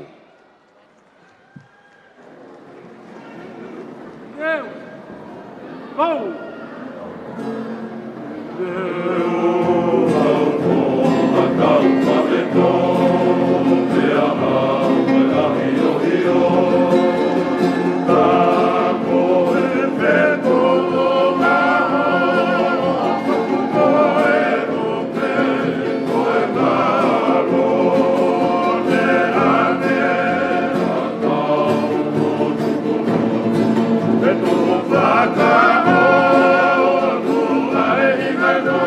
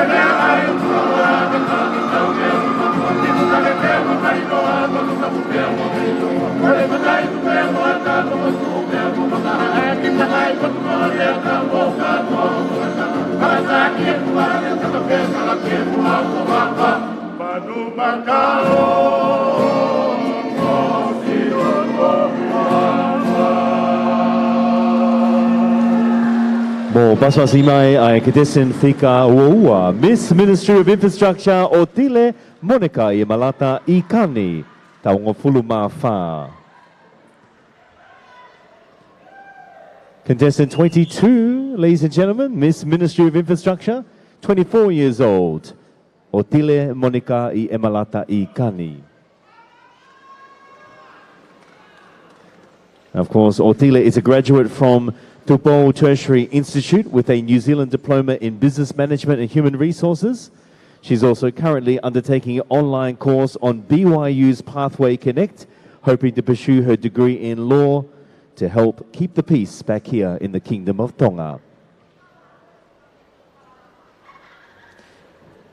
We're also honoured this evening to be in the presence of our Acting Prime Minister, also the Minister for Tourism, Honourable Semisi Kioasika, here tonight, who has played such a fundamental role in ensuring our Heilala Festival is a success year in and year out. Our next contestant to grace the stage with their presence is contestant number 23. Te tauhoko ato le vaini ki he Whinemoi Whikawa Tolu, Miss Tyre Runner Express Australia, Finalolani Chantel Liu. Finalolani Chantel Liu is 20 years old. She hails from the villages of Esi o Toa Hopaukamea, Vaeko Saimoheo, To Onesiliva, Ngalofani Fo, Haamonga Maui, Hufangalupe. She was born in the Kingdom of Tonga and moved to New Zealand in 2003 and is currently studying level 3 in hospitality. She loves playing netball, basketball and volleyball. Her goal in the future is to become a full-time model. She is representing her father's business. Ladies and gentlemen, mo pasmasi mai Miss Tyre Runner Express Australia, Finalolani Chantel Liu.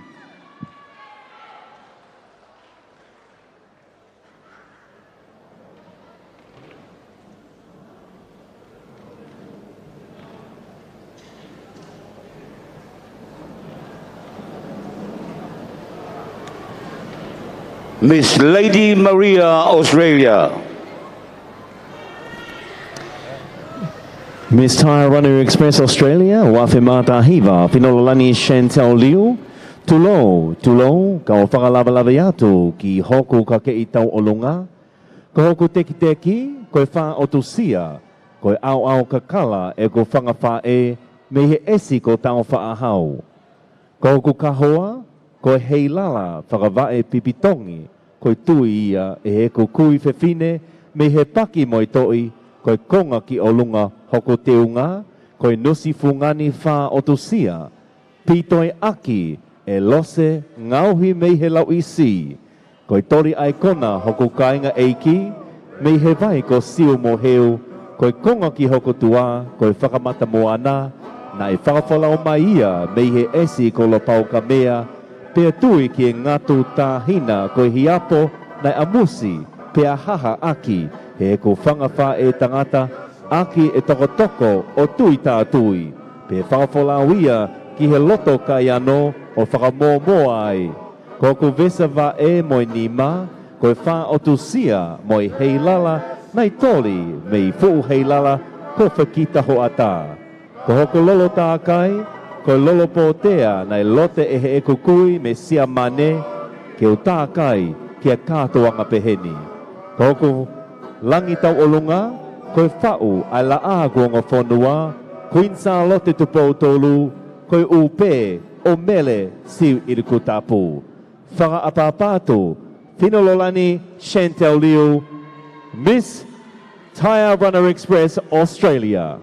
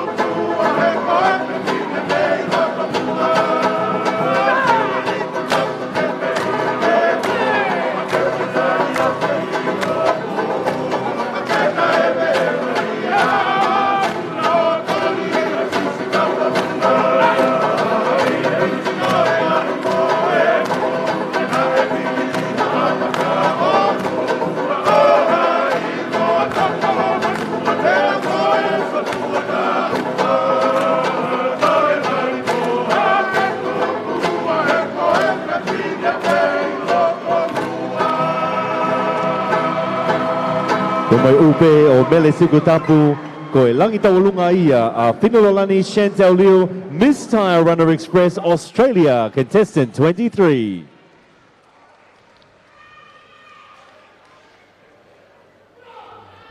O i mo kainga mo paswasi mai a Miss Tire Runner Express Australia, contestant Fikawa Tolu, Finololani Chantel Liu, Tawa Noa.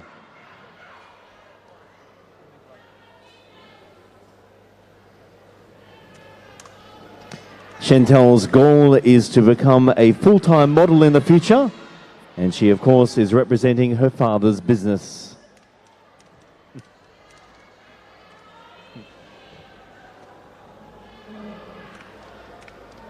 Ho eke mō kainga, o ko toe pe contestant e toko ua, pe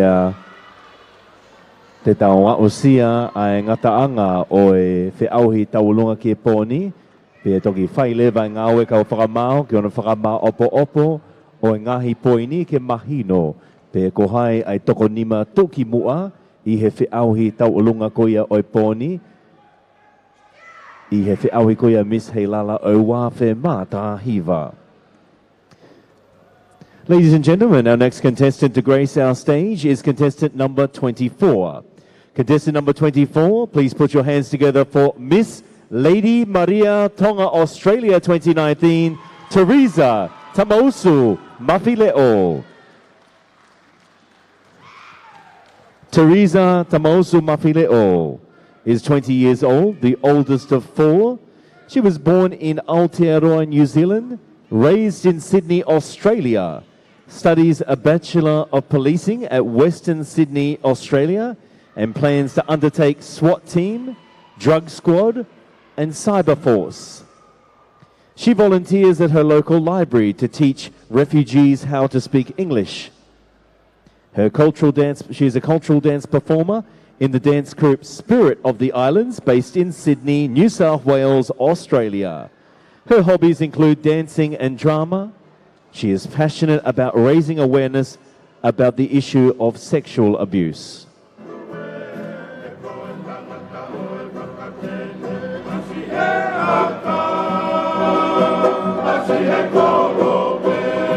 O eke mō kainga mō paspasi mai, ai contestant figure wha Miss Lady Maria Tonga Australia 2019, Teresa Tamausu Mafileo. Miss Lady Maria Australia. Whatapu ke hau e o tonga, ki e nea whio, tama ko pou no, koe whale haa mohe o fō. Kai ata po kita tuani, ke uki I lafo lalo atu, ai tala whatongia tuani. Ise isa e sinai takala, ke mā e pape mei langi whanakawa.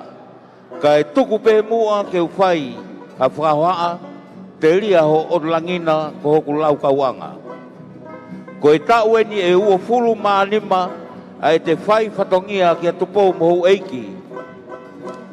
I he whiri misi Tonga hoi hoi fua. Ko au Miss Lady Maria Tonga Australia me he tafa o e otulangi tupua mo e ao kakala ki he teunga o ki whine motua tuani ki he katoanga. Ko no teunga tau olunga o ku tui whio ai whakautusia pa mo e whakamata moana. Pea laloni aki ai wha o ne lua mo e pua ko oua te ke malo a.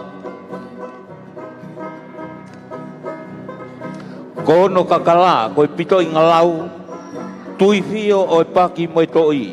Pea ko hono vesa mo e tekteki ko e kakala taurewa o e otulangi.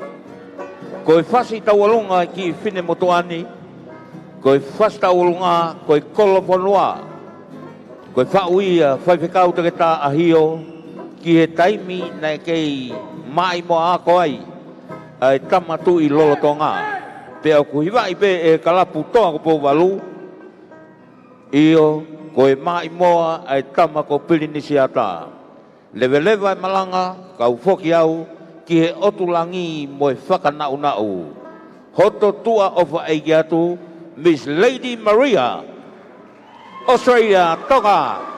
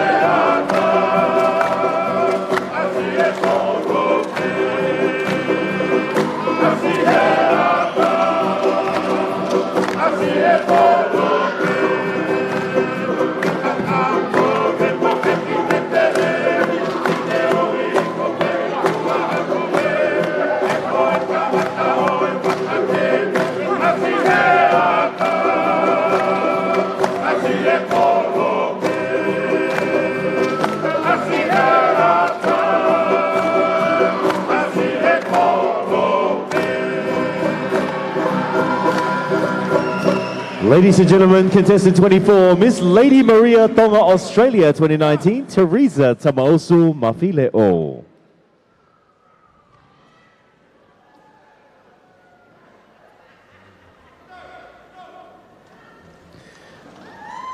And of course, Teresa is 20 years old and heralds from beautiful Sydney in New South Wales, Australia.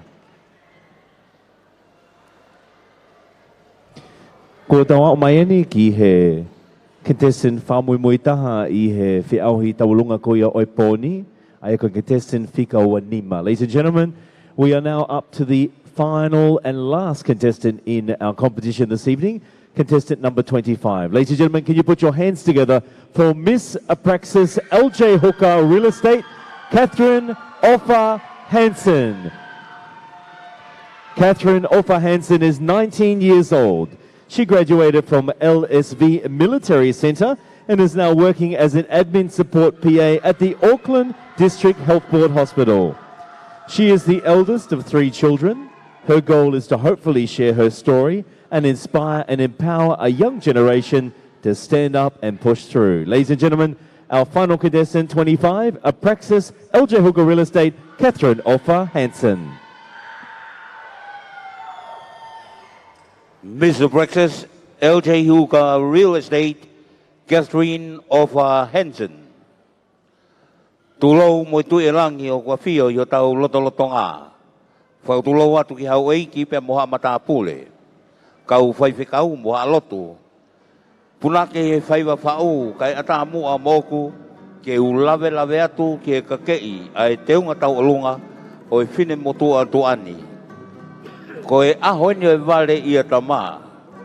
Ko e fua tapu e te ngowe anga. Ko no ingoa ko Catherine Offa Hansen. Ka uano aini pe okune whapongai ai Miss Apraxis LJ Hooker. O kutaki mai pe hono ki I tonga ane, pe kono teunga ko e ao kakala, e ne whangawha e me paki moe toi, moe hu whangalupe. O nau whetui ke konga whetaaki, o tatao I he fuu maka o e otulangi, pai o te rea. Pe atui ko e whakautusia, moe whakamata moana, ke whakamanatu ene whangata mai me kolo kakala mo e whala o ata. Kono no o koe mai le lau momo fungani whausia ke whakamahino hono mau inga koe whewhine tonga. Kono ka hoa koe whakalala ne tui he ne whangakui me api ko lata he masiwa. Ko hono tekteki koe fuwha I he mata whangaia o e vai ko niu toua. Ko hono we sa ko e wha mo e pure oto, ko e tauhi ofa ene kui me I wakatau mai. Ko no whasi tau olunga, te moutok whanau mai ke peki ai, ko e kau langi tua, ko e kalapu I o pouwalo me I kolovai. Malo pito ka mou mea mai, Miss Apraxis LJ Hooker, Real Estate, Catherine Offa Hansen.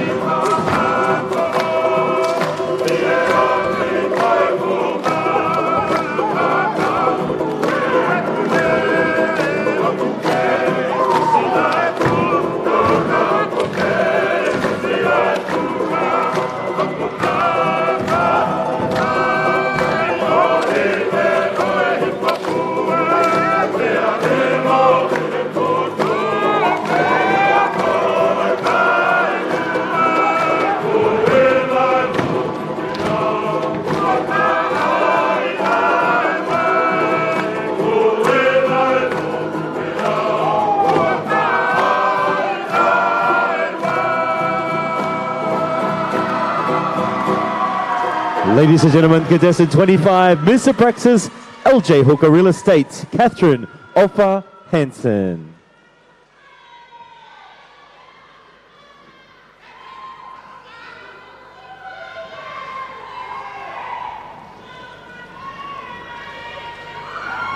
Mo toi paspasi mai ai finimoi fiko wanima pe mo taulunga whakaosi ki e poni Mr. Praxis LJ Hooker Real Estate Catherine Offa Hansen.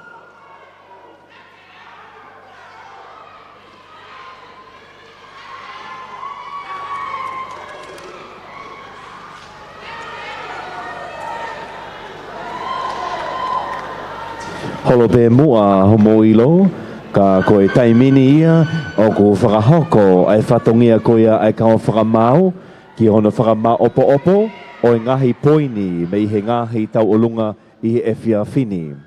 Koe whatongia o ko he nima koea o e kao whakamau i he poni ke whiri ai tau olunga tuki mua e nima. Koe kau whini mua koea toko nima nai tuki mua e nao tau olunga mo nao whakameite koea i he poni.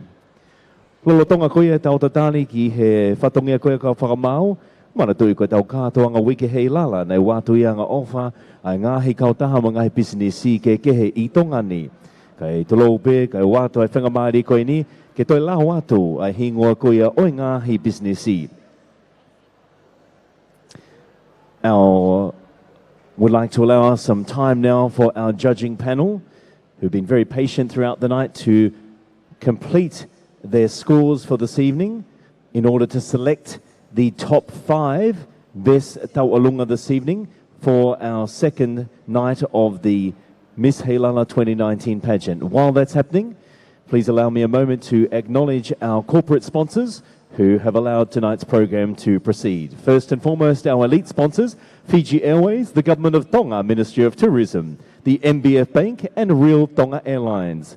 Our platinum sponsors for Heilala Festival, of course, is the Bank of the South Pacific, Digicel Tonga, Office Equipment, the People's Republic of China, here in the Kingdom of Tonga, their embassy, Ports Authority, Tonga Power Limited.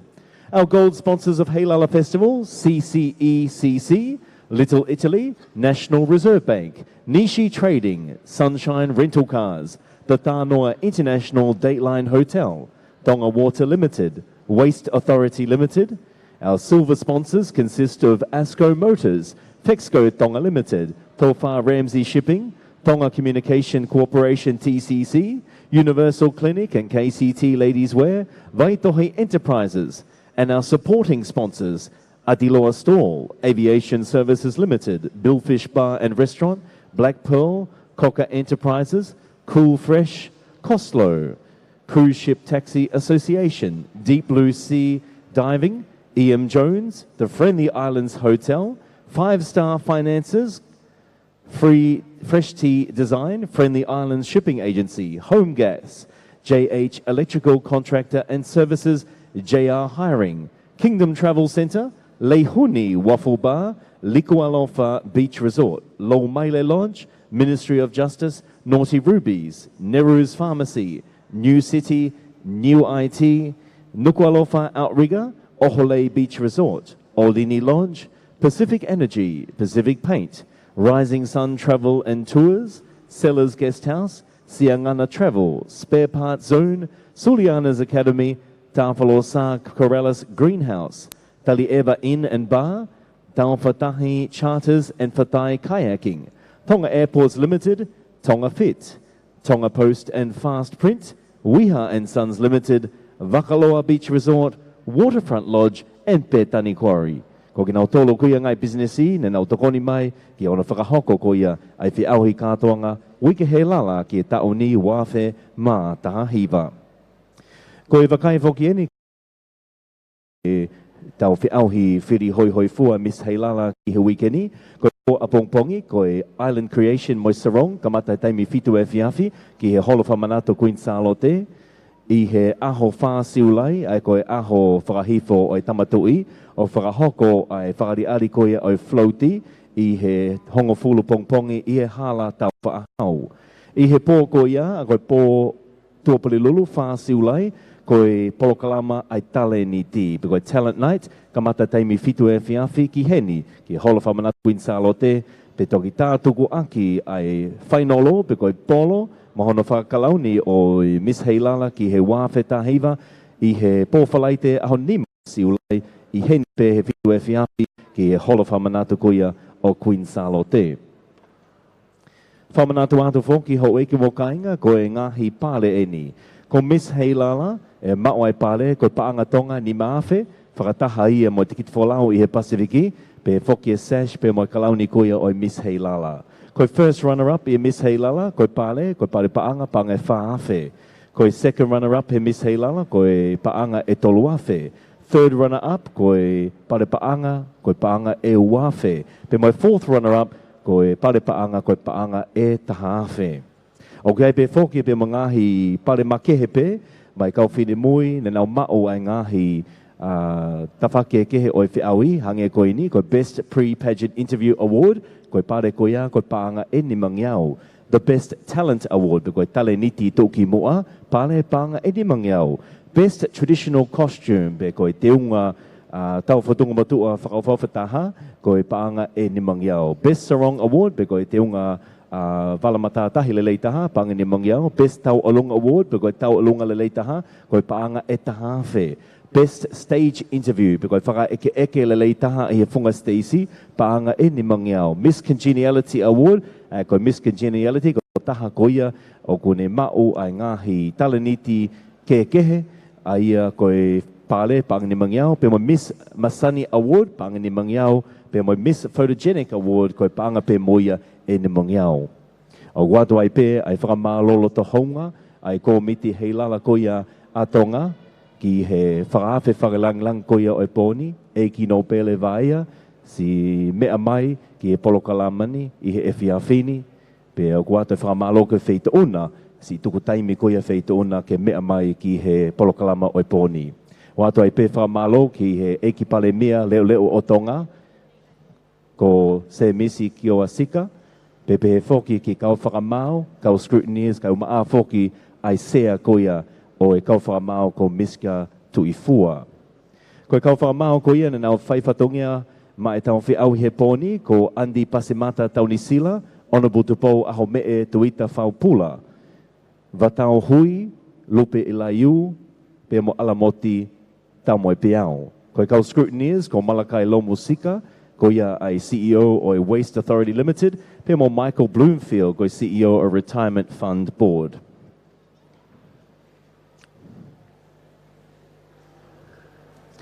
Pe ko toko taha whoki tene mao ai whiau i koia Miss Heilala o i taoni, i kaiki ngata pe ki e pāle koia na osi lau atu, tene toi mao whoki ai tiki te whalau wakapuna, ki ha toko ua, ki Narita, ki Siapani, ki Tokyo, ki hipo koia a maamani, i he anga ofa koia kautaha wakapuna Fiji Airways. Koia mopaspasi mai koe pare toki mua eni, i he anga ofa koia kautaha wakapuna whakawhanua Fiji Airways, ke se mamata tonu ai Miss Heilala ki he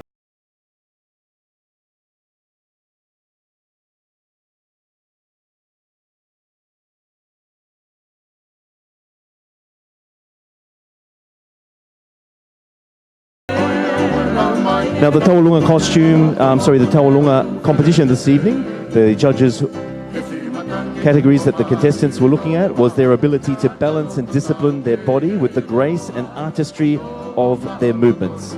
They had to demonstrate their ability to interpret the song appropriately through their motions and emotions conveyed in their performance.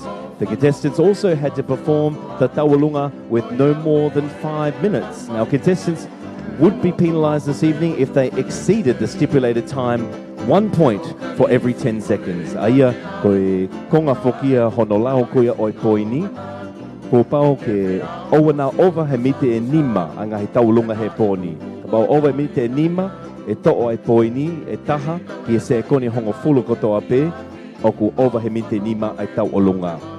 The judges will be drawn in particular this evening. They were looking at the costume, the whotunga molomalu, matakakai, wholahaka, haka, teki whaiva, taulalo moi sino, ulo moi matakakai. So these are the categories that they were looking at. Trust you're enjoying our Heilala Festival.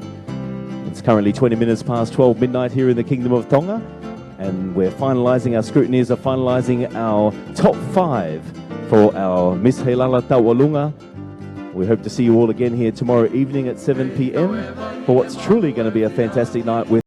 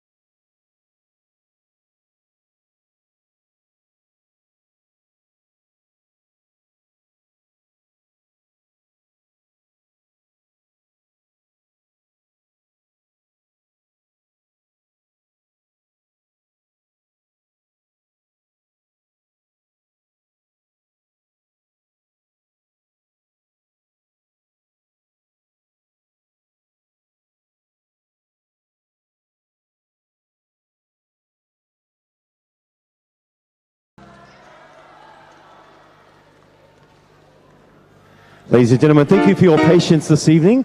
Why don't we call all of our contestants back on stage while we finalise the scores? If I could call all of our contestants. Miss Tui Tui Fashion, Suwana Falahola Aleva.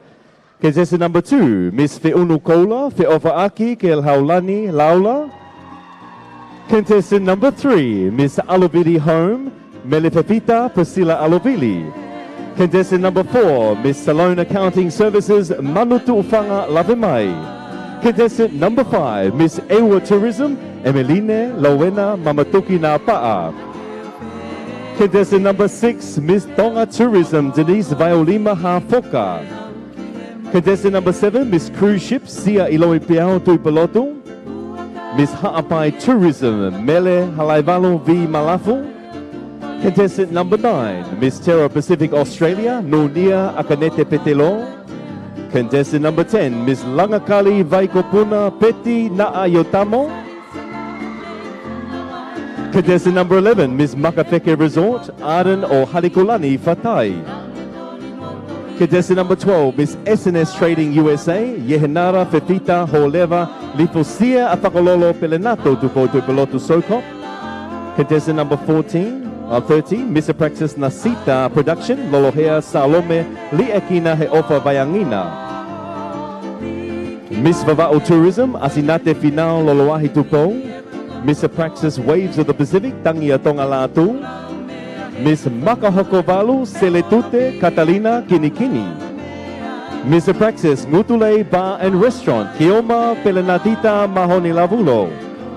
Miss Bow Fashions, Cristina Kimoana Malolo Velofia. Miss Bow Sports, Lisieli Tonga Unga Kihau Kafa. Miss Tonga Australia 2019, Anna Nasesa Maumaile. Miss Praxis New Zealand 2019, Genevieve Ilaisane Valu Pomee. Miss Ministry of Infrastructure, Otile Monica I Emalata Ikani. Miss Tire Runner Expenses Australia, Finalolani Shandell Liu. Miss Lady Maria Tonga Australia 2019, Teresa Tamausu Mafileo. And last but not least, Miss Praxis LJ Hooker Real Estate, Catherine Offa Hansen. Ho'oi ka mo kainga, mo paspasi imai ko tonga kau pine mui, o nau kau mai ki e whiauhi koia oi taoni, toka lahi taha eni ai kau pine mui, o nau lesi sita mai ki he veipa ki e kalauni koia oi Miss Heilala ki e taoni.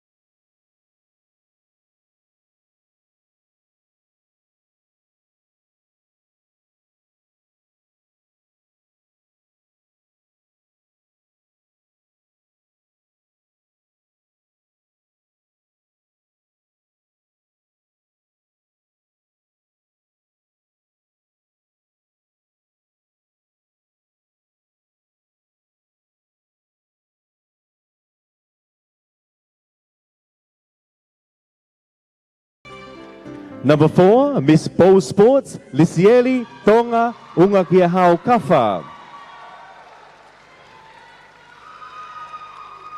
Number 5, Mr. Praxis New Zealand 2019, Genevieve Ilaisane Valu Pome'e.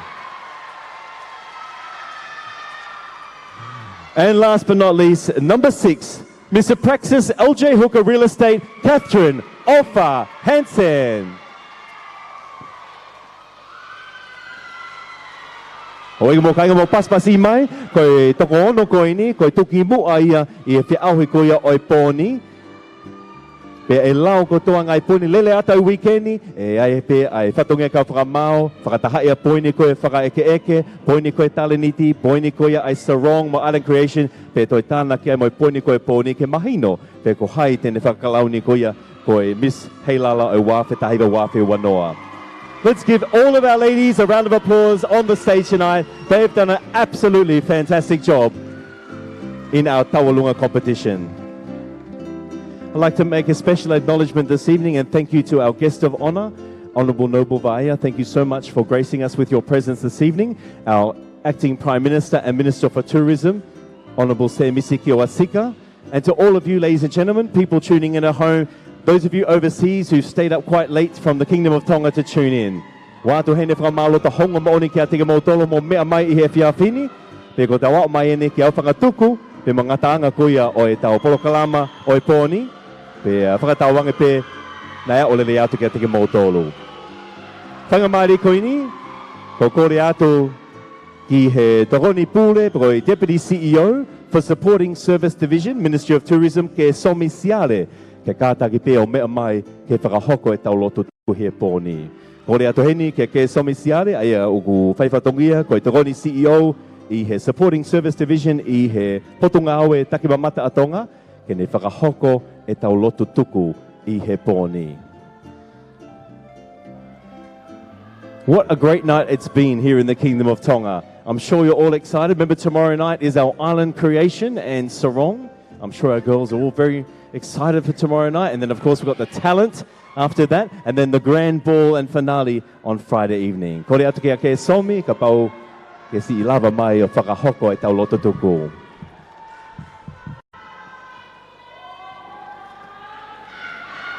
Thank you. Let us pray. Lord, we thank you for this special evening and occasion. We thank you for the special efforts from all the beautiful contestants and their family and friends for instilling the spirit of friendship and generosity and commitment leading to tonight's success. We pray that this be a continuation of good things to come. We ask that you continue to place your grace and blessings upon each and every one of us. And may the grace of the Lord Jesus Christ and the love of God and the fellowship of the Holy Spirit be with us all, now and forevermore. Amen. Ladies and gentlemen, let's have 3 final cheers for all our girls tonight. Hip hip! Hip hip! Hip hip! Malo pito mo mea mai, mo tatoka, tu au tātou.